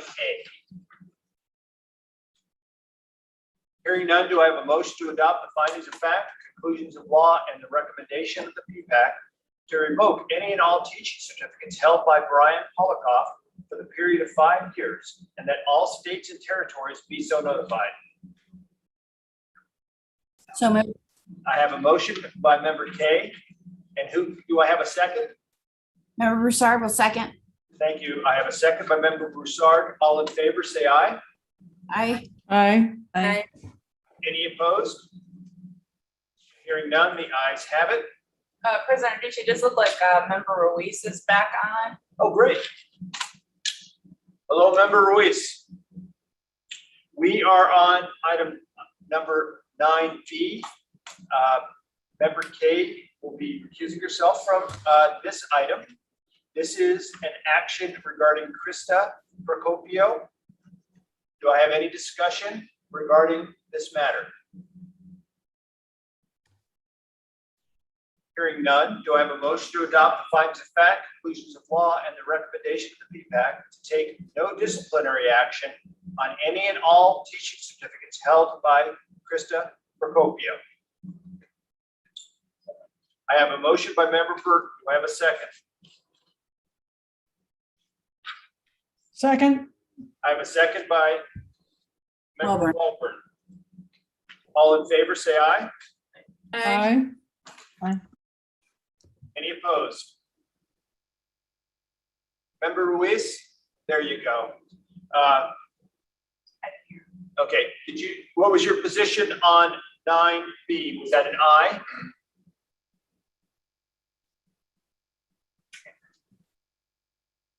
We cannot hear you, member Ruiz, but the ayes have it. Thank you.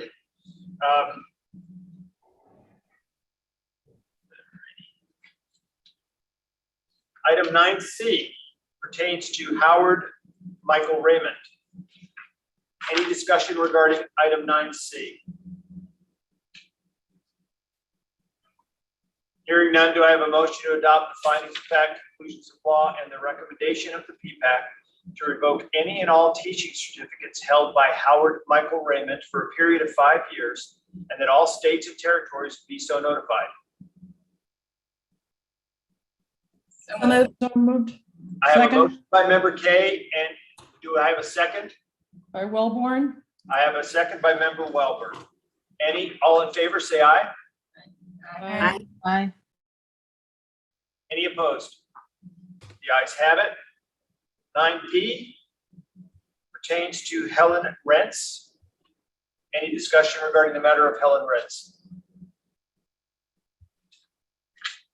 Hearing none, do I have a motion to adopt the findings of fact, conclusions of law, and the recommendation of the PPAC to suspend any and all teaching certificates held by Helen Rentz for a period of 2 years with the condition of successful completion of anger management and classroom management courses, and that all states and territories be so notified? I have a motion by member Burton. Do I have a second? Second. I have a second by member Kay. All in favor, say aye. Aye. Aye. Any opposed? The ayes have it. Item 9E pertains to matter of Trish Priest Rulo. Do I have a discussion regarding that matter?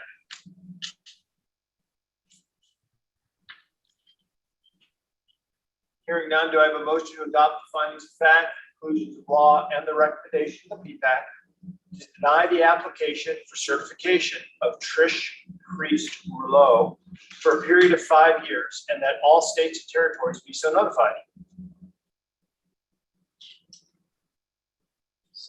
I have a motion by member Burton. Do I have a second? I'll second. I have a second by member Brousseau. Sorry, Brousseau. Detective Brousseau, sorry. All in favor, say aye. Aye. Aye. Any opposed? The ayes have it. Thank you. Move on to matter 9F. Joshua Silverthorne. Any discussion regarding that matter? Do I have a motion that pursuant to AAC R7-2-1309, the State Board of Education summarily suspend any and all certificates held by Joshua Silverthorne pending a public hearing and final decision of this board thereafter. So moved. I have a motion by member Welborn. I have a second by member Burton. All in favor, say aye. Aye. Aye. Any opposed? The ayes have it. That concludes item 9 on the agenda. We'll move to item number 10. Thank you, President Arducci, Superintendent Hoffman, members. As you may have noticed, I stepped out during the CTE agenda item because I needed to take a second and look at the calendar for this week for board staff. The only day that we can have a meeting this week is Wednesday.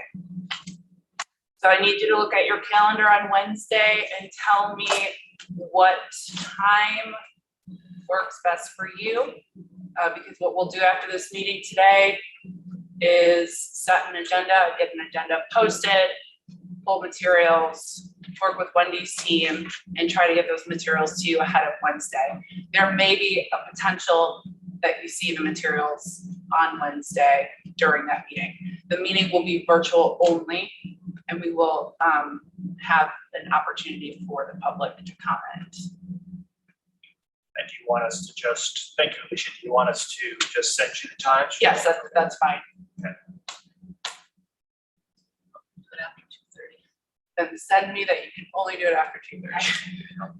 Yeah. Okay. All right, thank you. Anything else, Alicia?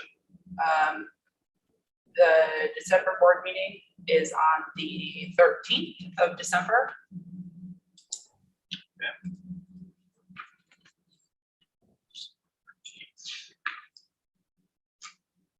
So no meeting in November, and we are only on December 13th. Yes. Can I request that meeting be at 9 a.m.? Because I have to leave at 11:30.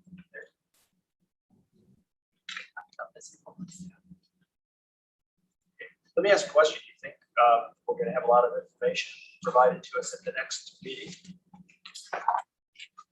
President Arducci, Superintendent Hoffman, members of the board.